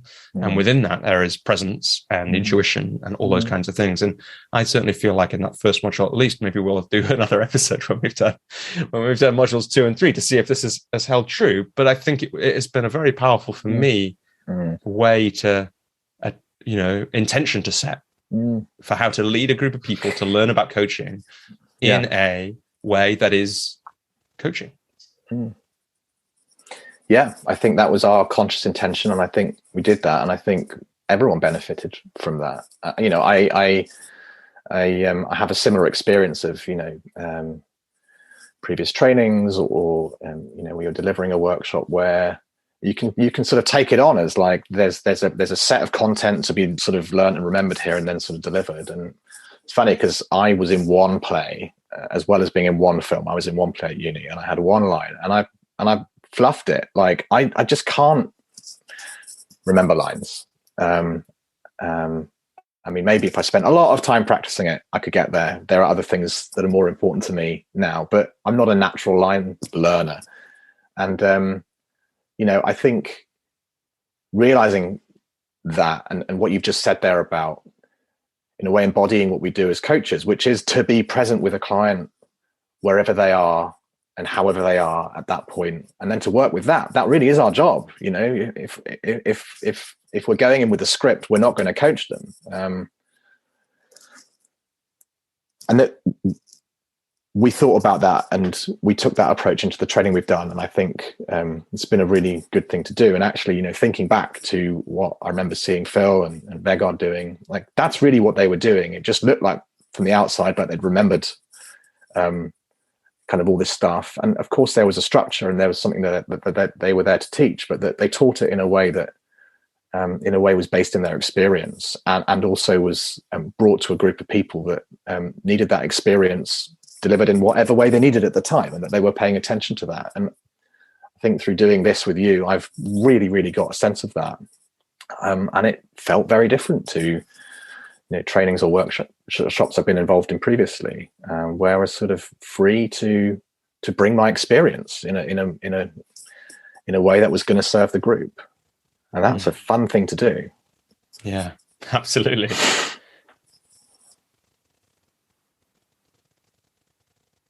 Is there anything else, Mike, that feels important? It's like we're in this space thinking about this training that we've done. I guess I'm curious, what did you... you touched on something there about a script. Maybe this is it, but feel free to just go a different way if it feels more interesting somewhere else.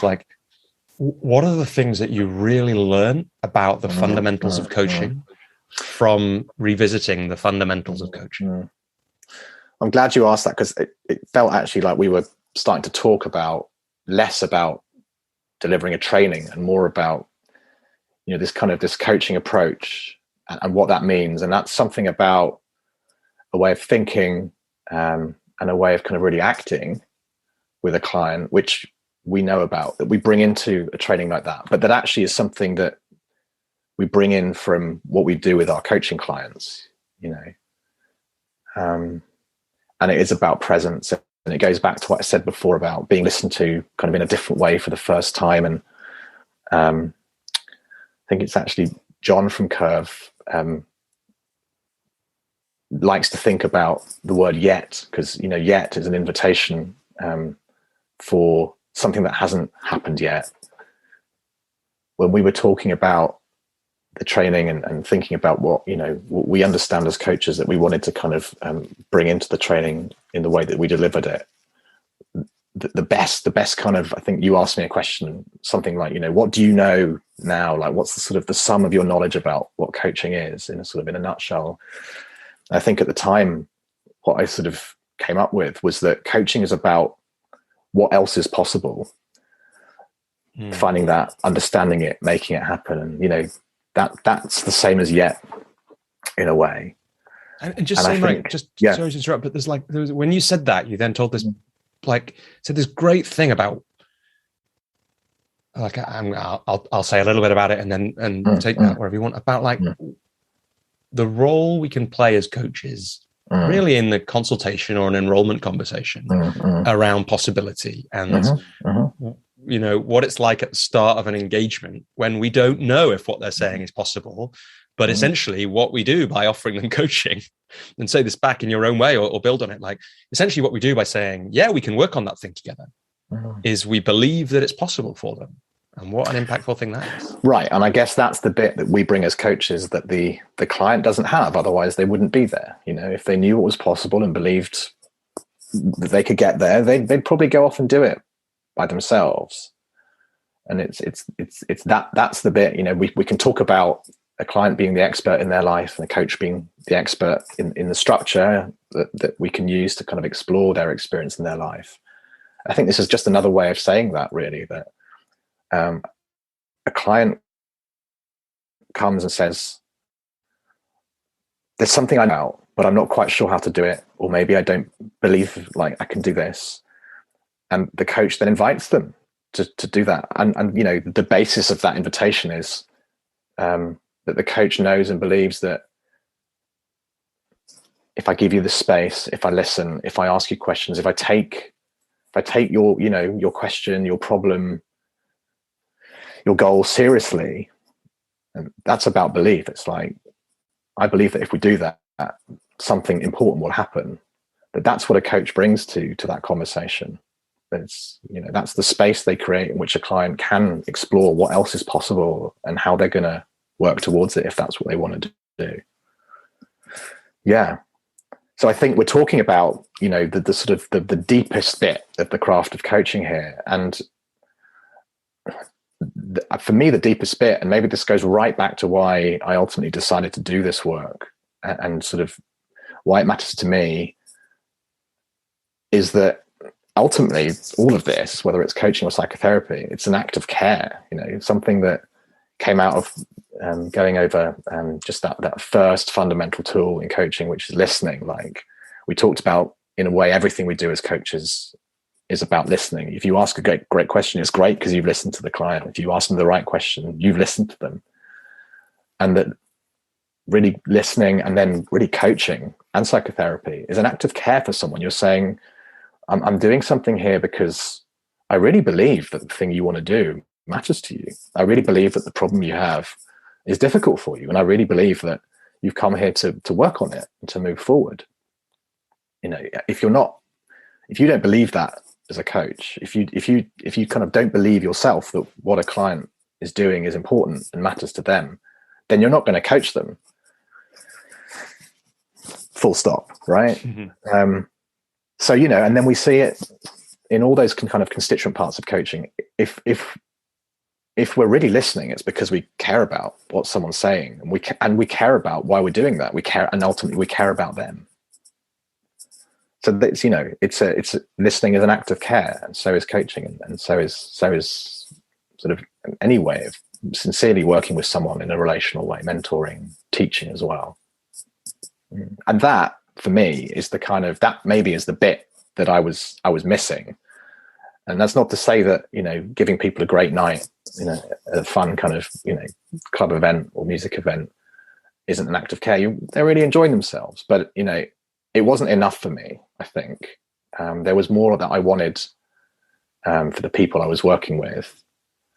And ultimately, through that, there was more I wanted for myself as well. Because, I'm involved in this work too. And it's how I feel about it matters as well.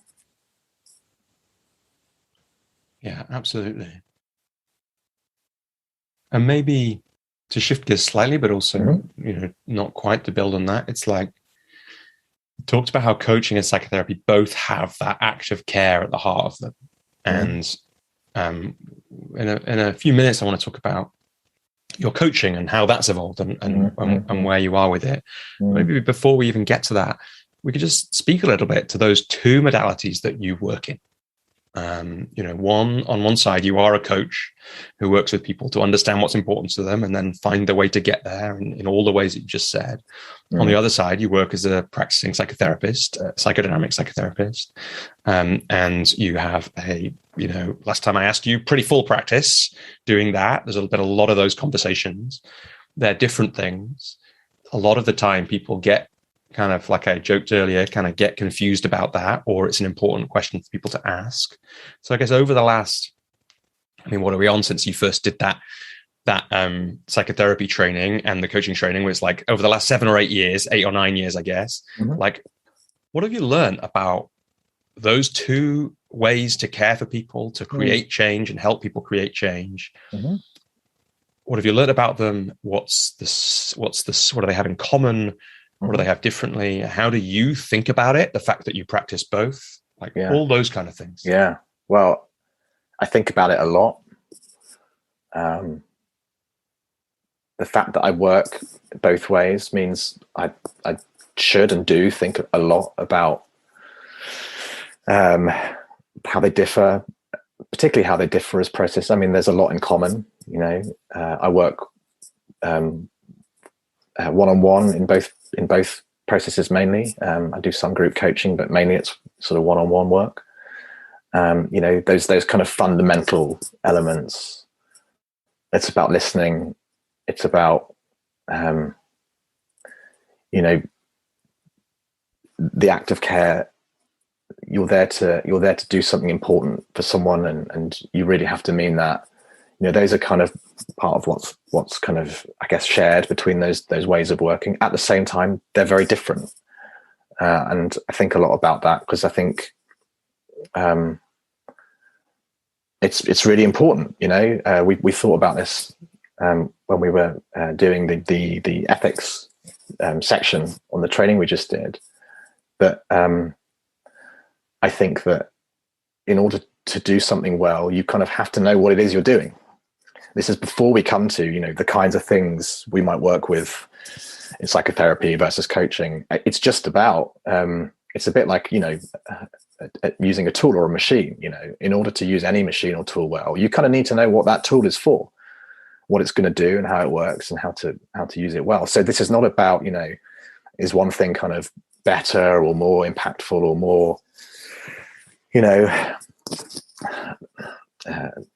sort of useful way of helping someone. It's just that there are different ways that we can help people in different situations, and we have to use the right tool at the right time, and then to use it well, we have to know what it is, and that is about understanding what something is and what something isn't. And I think that's what I think about a lot, really. I think there's a whole other conversation we could have about what are the particular differences, and that would be me describing the different tools. And there's a way of thinking about psychodynamic psychotherapy that differs. There's a different process there, and the differences exist for very good reasons. And maybe it's enough to say for now that I like the fact that I do different things at different times and have an understanding of what that means. And then I get to do both as well. There's something about coaching, to go back to, going up a skyscraper. I wouldn't do that as a psychodynamic psychotherapist, because it's not part of the work. It would get in the way of something that it's really important in that work to be in the same place every week when you speak to someone. But in coaching, we have the opportunity and the freedom to play with space, and it's something I really love about coaching. There's a very kind of playful element to it that you can really use in that work that would you don't do in psychotherapy, because it would get in the way of something else you're trying to do. And so, having an understanding of what that means I can do one well and the other well as well. So it doesn't feel like it's not like they're competing in some way. They're just different ways of working with people for different reasons. Yeah. And how has doing coaching informed or affected your psychotherapy practice, if at all, and vice versa? How has having this psychotherapy practice and doing that work and that learning affected the coaching that you do? Yeah, it's a good question. I mean, there are some some commonalities, which I've sort of talked about a bit already. You're there to help someone work through a question or a problem, something they're struggling with, something they want to change. That's I think that's at the heart of a piece of work in either way of working. Maybe the kinds of problems sort of differ, or the impact of issues or problems that people are having differ. But I think that, having done both, one can inform the other. I mean, there's something about the way you listen as a psychotherapist, particularly the way I work. And there's an idea of, you work with the idea of sort of unconscious parts of people, and you think about levels of listening as we do as coaches as well, but maybe in a slightly different way. And you do that a lot. So you learn a lot about listening and what that means. And I certainly think I bring that into my work as a coach. And to some extent, maybe that means that I'm happy to work with people in a coaching process on sort of questions and issues that other coaches might not. But it also tells me helps me understand where the boundaries are. And, I know a lot about when someone shouldn't be doing something in coaching that, they might think they can do in coaching. And sometimes I have those conversations with potential clients, and sometimes they then go off and get some therapy because that's the right thing to do. I guess the other way around, my therapist said this to me, and it was a really important thing to hear, was that therapy isn't just about understanding or seeing what's going on. It is also about making change. And, there isn't as much of a focus as there is in coaching on bringing that into the kind of structure of a psychotherapeutic engagement explicitly. But I think when the opportunity is there, I think it's really important to help a client make some changes, because otherwise, what's the point? If they're ready to make a change, you can help them do that. And I think having worked as a coach has kind of really helped me to see how you can do that with someone. When there's a change that's kind of there, that they're ready to kind of experiment with or play with, you can really support them in doing that. And you can do that as a psychotherapist as well. And I think you should, if a client is ready for it, because it's about helping them as best as you can. And it would be a shame not to do that if the opportunity is there. Yeah, absolutely. And that attitude is, you can, and we have, and many coaches have, you have that issue in coaching. It's like, how do you help people as best you can? Sometimes it's by doing by the book coaching, and sometimes it's not. Yeah.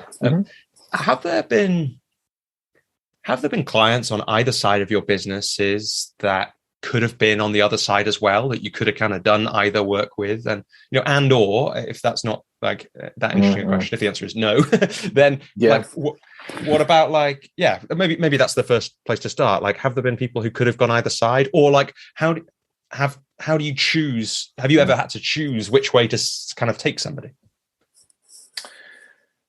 Yeah, I mean, look, quite rarely, but every now and then I speak to someone, say, who gets in touch with me with a view to doing a piece of coaching work, and I feel that the thing that they're talking about, wanting to kind of work on or change, feels more like something they need to do in therapy. So it might be something that, they're struggling with particularly, or is kind of really impacting their life, is stopping them doing other things. If they're talking about anxiety or depression, those are kind of flags, I guess, that this might not be something that it's kind of right to sort of work with them on as a coach. Then you have a conversation with them about it. I think there have been a few times when I've said to someone, I work as a therapist as well as a coach, and the thing you're talking about, I think it would be more useful if you spoke to a therapist about. And then, they've gone off and maybe done that. And then, they can think about coaching alongside that or later, but that they know where they're taking a specific issue or problem and why they're taking it there. And that's something I've talked about with clients for sure. I've also had referrals from therapists where they've worked with someone who's worked through something difficult, and then they're ready to do something else, and that they can do that in a coaching process because they're ready to, and that's the right place for them at that point. Yeah, it's probably worth saying, isn't it? Like, it was really interesting as part of preparing the kind of fundamental coaching module that we prepared to get. I got back into the detail of, say, the ICF's ethical standards, and it's not that I haven't thought about them, but I haven't gone through them with the fresh eyes of somebody coming to them for the first time since I came to them for the first time.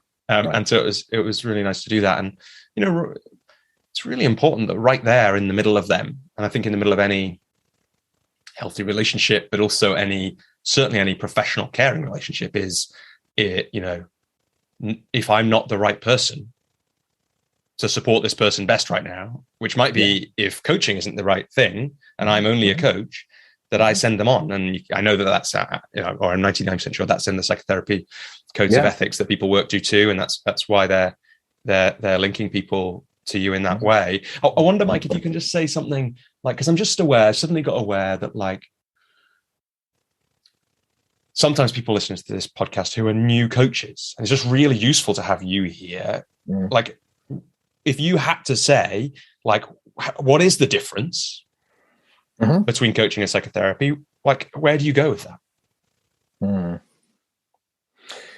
Yeah, it's a really good question. I don't think there's one hard and fast answer. My answer to this is probably different now than it would have been 3 years ago or 5 years ago, because I've got more experience doing both things. And, to some extent, I've changed what I do particularly as a coach. And maybe I work more with people on sort of broader or deeper issues, maybe relating to more parts of their life or to their feelings in a more direct way. I think maybe a way I would think about it is the extent to which an issue they want help with is impacting them in sort of the way they live their life day to day. If there's something that is sort of really taking over or stopping them doing other things, then I might be thinking quite carefully about, whether that's something they want to take into therapy. And that's probably a starting point. I mean, I think it's always something I'd think about with a client, but I guess using my sort of professional intuition or sense of where the kind of the boundaries are. I guess it's the extent to which they're impacted by the question they're wanting sort of help on. If you think about it, maybe in terms of if they didn't get some help with this, what would happen, and would they not be able to kind of I guess live their life in a sort of healthy kind of functional way. I think people can bring problems to coaching, but I think they're not necessarily kind of stopping them doing the important things in their life. Whereas maybe in psychotherapy, you often find that the problems are getting in the way of whether it's relationships or work or in various ways that they're impacted kind of quite severely. Yeah. And I think what I heard you say, which is a really useful distinction that I'd never really thought of before, is the important things in their life are being impacted on a day-to-day basis. So it's like, if this change doesn't happen, Mm. like what happens to their day-to-day life? Yeah. Whereas, because we can get people talking about those same things in coaching, but mostly they're not coming to a relationship. They're not getting coaching on their relationship because their marriage is literally in the process of breaking down. Mostly, I guess. I'm sure there are people who do work in that way. Mostly people aren't getting coaching because they literally can't get out of bed and go to work because they're so anxious about it. And look, there are other, when people are in places where they're really struggling, there are other signs that their sleep's being impacted, or they're acting out in various ways, or they may be feeling particularly depressed or even suicidal, or they're sort of self-medicating. And I think those are all things that you pay attention to, and as a therapist as well, that there are levels of sort of risk, or of disturbance, or kind of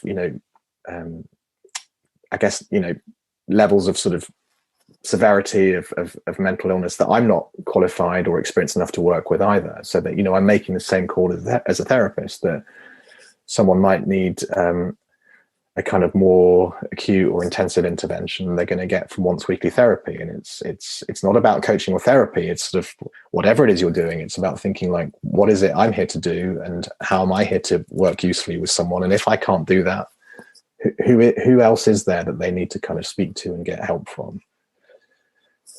So I'm making the same call. It's not just if it's not for coaching, it's for therapy. It's that they're, different therapists work with different people in different ways for different reasons. And there's something I do as a therapist, and there are things I don't do as a therapist as well. And I'm sort of checking for that in that work too.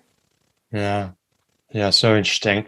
Like maybe as a bridge to go back to your coaching work, I'm curious, like, how does, I personally know a bit about this, but maybe you could speak a little to how does the business of psychotherapy differ to the business of coaching, and maybe use that as a way to bridge back into how does your coaching business look now, 7 or 8 years ago? Well, as you know, I work privately in both as a therapist and a coach, and in that sense, I mean, other than the way the processes differ, it's not very different. People get in touch with me and they tell me what's going on for them, and I think with them about whether I'm the right person to help them or not. And then if we agree that I am, we set up a process, and they're working with me.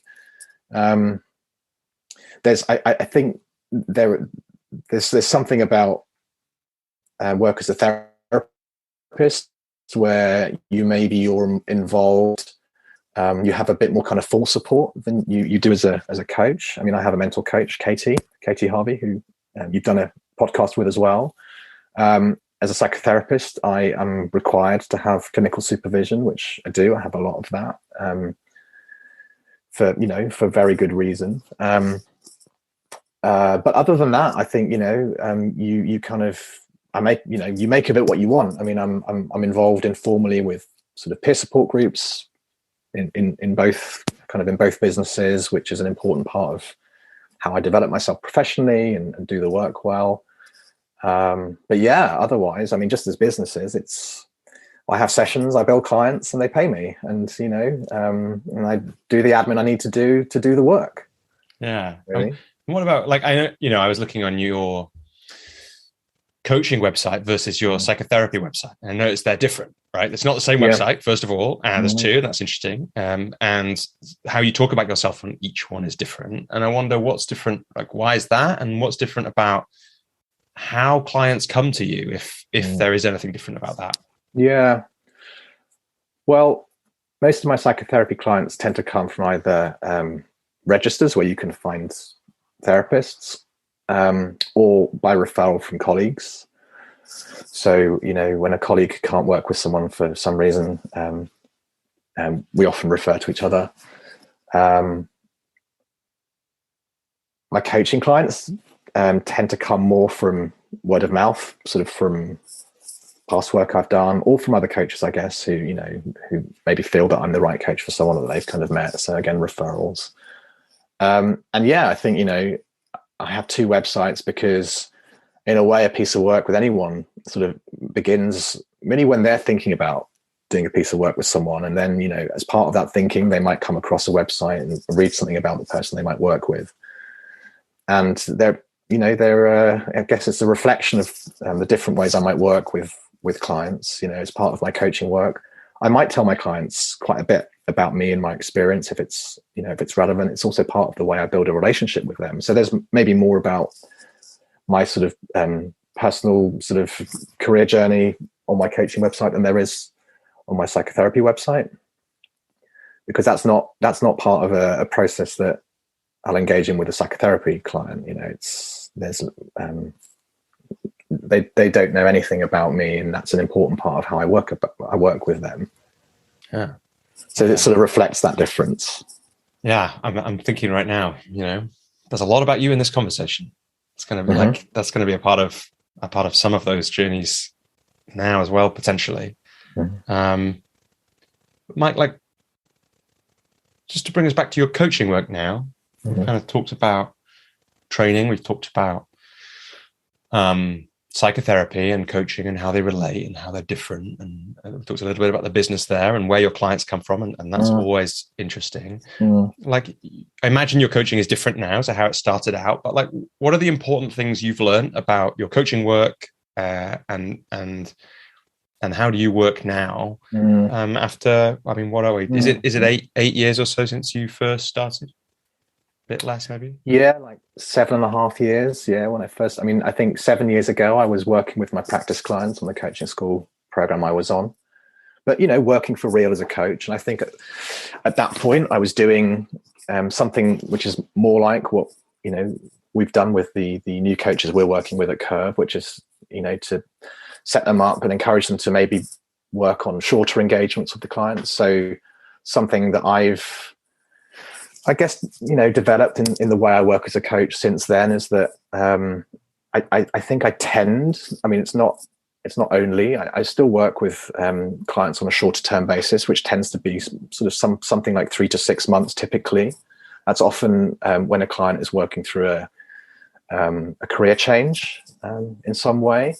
It's sort of a bit more limited, but I found that along the way, I've met clients who want longer term support, and I really like working that way. And it's something that I've, I guess, developed, and then maybe to some extent have found clients, whether I go looking for them or they hear about me, where that feels like the right way of supporting them for various reasons. So that it sort of feels like I'm doing more of that now than I certainly did at the beginning, but and maybe I'm choosing to do a bit more as well. I really like getting to know as much as possible about clients' life and their world, and using all of that to support them, and building a relationship with them. There's something really amazing for both a coach and a client, I think, when you can build a long-term relationship with someone. Yeah, and maybe that speaks a little bit to my work as a therapist, because that work tends to be longer term. It maybe also informs a little bit the way I set up my coaching engagements now, which is that I'm in touch with clients maybe a bit more frequently than I was when I started. So I tend to suggest that I speak to a client fortnightly, and then if they need some more support in between those scheduled fortnightly sessions, they have it. Some clients do want a bit less contact, and maybe it changes over an engagement as well, but they start off with a bit more contact, and then as they sort of start doing things for themselves a bit more, they want a little bit less support. But I have some clients I've worked with for a long time, and we speak once a fortnight regularly, and that's the part of the work that we're doing. And it's great. I love it. And it's work I want to do more of. Yeah. Yeah. Nice. And like, yeah, I loved what you said about being able to really get into the client's world and know as much about their life as possible. It's maybe it's a big question. It might not have a short answer, but it's like, why do you like that so much? Yeah, well, I guess I'm curious, right? And if you're curious, then if there's more to know, well, then tell me about it, right? This is what we bring into our work as coaches. Curious about our clients and what's going on for them. I think there's something also about, linking up different parts of their lives. I mean, a life is a complex thing, right? It's made up of lots of different parts. And I think quite often you'll find that something going on here is related to something going on there. And at the very least, kind of knowing contextually what's going on in kind of across someone's life will help you work with them on the thing they want to focus on. And I think often over longer term pieces of work, you find that you move on to other things. And that's often how I end up working with people longer term, is that we do a piece of work on one thing, and through that we realize there's something else they might want to work on. And then if they feel they want more support from me, we think again about what it is we're doing. And do you sort of I sometimes find that you sort of, you build a piece of work, and what you've done with them before kind of relates to that, feeds into that. It's part of the relationship that you build, and that you can then as a coach use all of that to support your client kind of really well, because you know so much about how they operate and what matters to them and what they struggled with, and how they've dealt with it before. And I mean that speaks a lot to, I guess, serving that person by really understanding them. And I wonder, you've done all this work in psychotherapy as well as in coaching. Are there things, or what things do you feel like you've learned about people over all that work and that time? I know that's a big question, Mike. And I know we're coming towards the end of our time as well. So sorry to throw you this giant question. But whatever just comes up. I mean, what comes up is, the thing you were coaching me on last year, where I was doing a bit of thinking about this and collecting, I guess, just what I feel I've learned particularly about people and how they operate. I think, I mentioned just now kind of complexity. People's lives are complex. The world is complex. We like things to be simple, but in a way, nothing is simple. There's always more to understand about something. And, we don't have to talk about everything with a client, but at least knowing that there's probably a lot more going on in their life, or that, things are interrelated, is really important, I think. To sort of just hold that idea of complexity is a really important thing. I think also something I've learned a lot about, particularly through my work as a therapist, but also my own therapy, is that internally, I just said, the world is complex. Our inner worlds are complex. A psyche is a incredibly complex thing. One aspect of what about is ambivalence, this term ambivalence, which it took me a while to get my head around that. I used to think it meant being apathetic, but it's the opposite. It's about mixed feelings. It's about conflicting feelings. And I think that really, speaking for myself, I'm aware that I am, a sort of constant bundle of conflicting feelings. And my hunch is, and I know through my work, that a lot of other people are, if not all people are, we have mixed feelings about things. And I think knowing that about people and how they operate is a very important thing to kind of get your head around, and sort of knowing that can really help you work with someone. We often have very conflicting feelings about the same thing. Is it often, Mike, or is it always? Well, probably always. Yeah. Well, if we dig into the complexity, it's probably always. Yeah. Yeah. Yeah. Wow. And that's a lesson that I've learned about myself that has been, massively useful for me, really, and I think helps me in my work as well. When I get to know someone, a new client, get inside their world, and I know from the outset that the complexity and the ambivalence is likely to be there, and then it's sort of not surprising when we find that. Yeah, very powerful and important. Just to kind of hear how, as you were saying that, I was thinking, how, as a client, how valuable it would be to be sitting down with somebody who's aware of that, and maybe even listening for those conflicting thoughts and feelings about, the key, maybe about the key thing that they're facing, that they've turned up to speak to you with. Well, one of the things probably is that they have some conflicting thoughts and feelings about that. Otherwise, again, go back to what you said before, they'd probably have just done the thing already, whatever the thing is, or stopped doing it. And that, I'm sure, feels like that ambivalence is probably, I've never thought about this before, is probably at the core on some level of like every transformational journey, every coaching engagement, every psychotherapy engagement, or an unanswered question, or a problem where there's no apparent solution. And absolutely. Yeah. Mike, we're almost at time, and you've given so generously.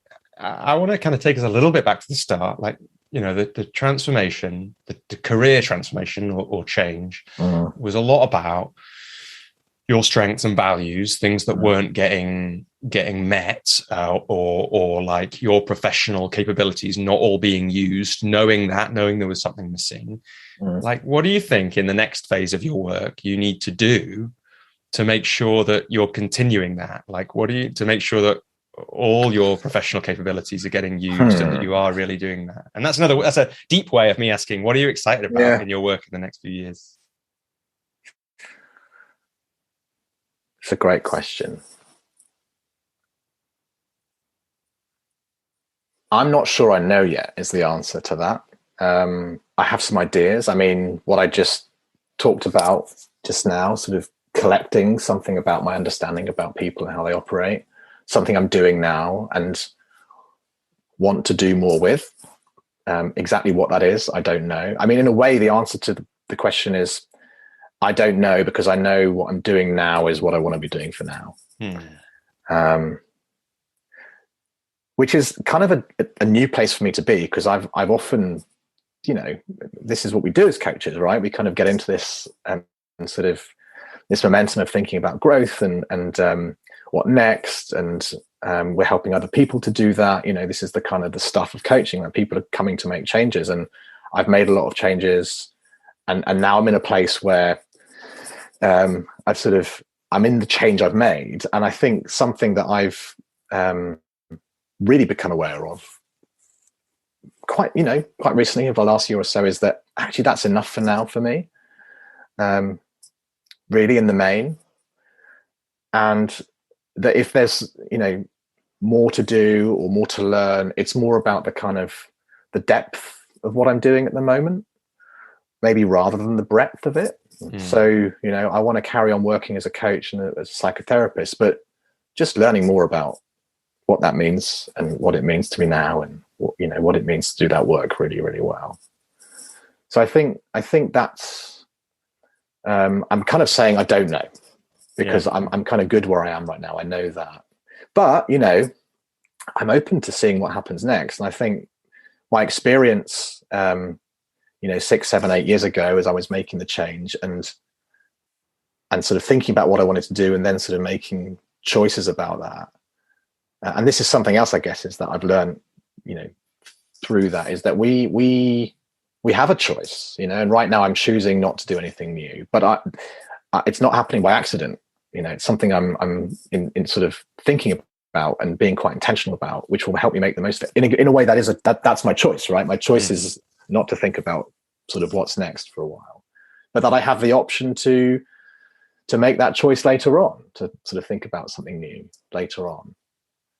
And that's a really kind of empowering thing to understand, and I think is what I understood through that change and the way I made it, and is something then obviously I bring into the work I do, and as we all do as coaches, where we're helping people understand their choices and then make the best decision they can. And for me right now, the best decision I can make is to do what I'm doing and do it as well as I can. And I think when I'm ready to do something new, like, some part of me will tell me. Yeah, I think that's a great way to talk about it, Mike. And I think like it's kind of refreshing to hear that, and it sounds like one of the things is deepen your understanding and learn more. Like, again, we could do another podcast episode about that, right? And about what that might mean.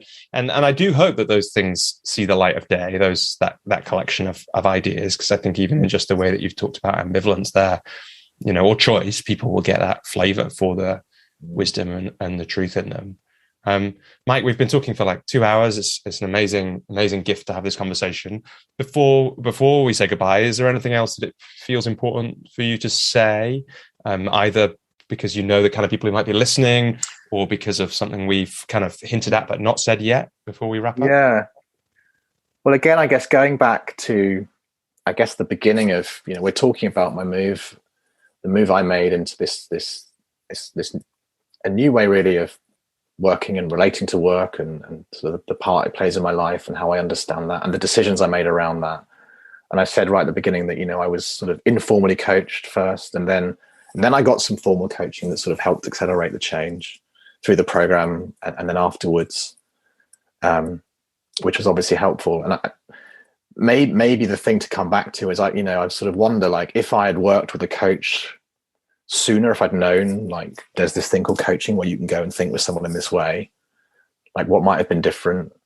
And I don't regret the way it happened. It's my journey, but to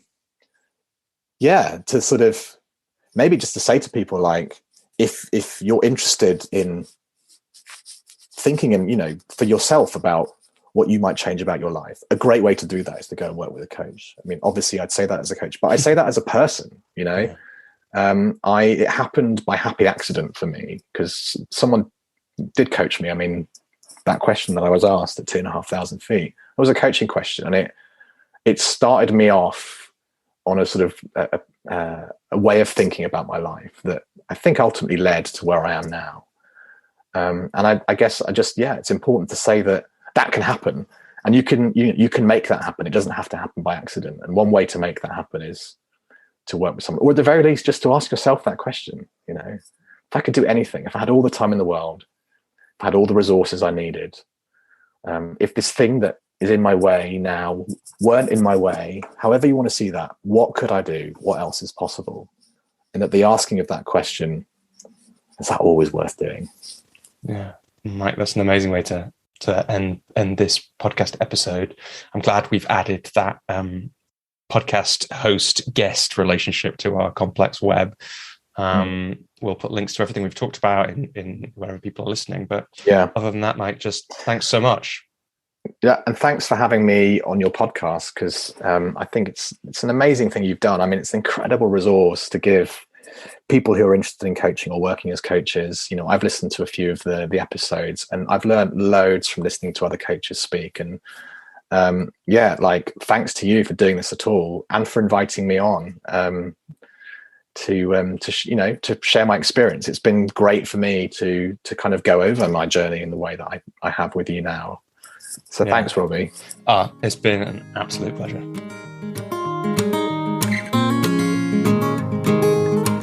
Hello, Robbie here again. As you made it all the way to the end of my conversation with Mike, and I hope you really enjoyed it. As you made it all the way to the end, I'm imagining you liked this episode. And if you like the episode or you love the podcast, there are a few things you could do to help support the podcast. The first is, as I said at the start of the episode, is to like The Coach's Journey on LinkedIn or on Facebook. Like it, share those pages, like some posts, make some comments, get involved. That's how we get the algorithms going, so that they reach more coaches and find their way to people who might really value knowing about the podcast. You could also just share this episode. If there's somebody you think who would really enjoy this episode, share it with them. Like, that's really a tiny bit of money has gone into marketing the podcast, but really it's made its way around the world, and it has made its way around the world, which is extraordinary, by word of mouth. So do let somebody who you think might be interested in this know about the podcast. And if you'd like to go further in that in supporting the podcast, there are a couple of ways to do that. One is to join the Coach's Journey community. So this is an open-ended, flexible group coaching program led by me, so I'll be your coach, and it's designed to help coaches create thriving coaching practices and to thrive as people while they do it, and to connect them to other people who are on that journey too. And you can decide how much you pay and therefore how much coaching you receive. You can join from as little as £10 a month and come to a couple of group coaching calls a year, or you can pay up to about £100 a month, where you come to all the group coaching calls as part of the community, plus you get some one-on-one time with me, plus there are various other things that you get as part of that too. We're about a year in, and we've had some amazing conversations, and people have really valued being connected to each other.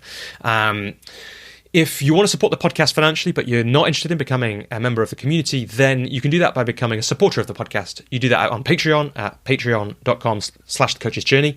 You can find out about the community there too. And you can pay as little as £5 a month, and you get a few little things from me as well by way of thank you. So you can find out more about the community at thecoachesjourney.com/community, and more about becoming a supporter and signing up for both at patreon.com/thecoachesjourney. All the links for those are at thecoachesjourney.com. And I also want to say a particular thank you to Alex McIntyre, Alex Swallow, Joey Owen, Ken Brewer and Laura Schuckberg for their ongoing support. But overall, I hope to have you back with us on the Coach's Journey podcast sometime soon, and that you have a wonderful rest of your day, week and month, and year, a lovely Christmas, whatever's happening for you.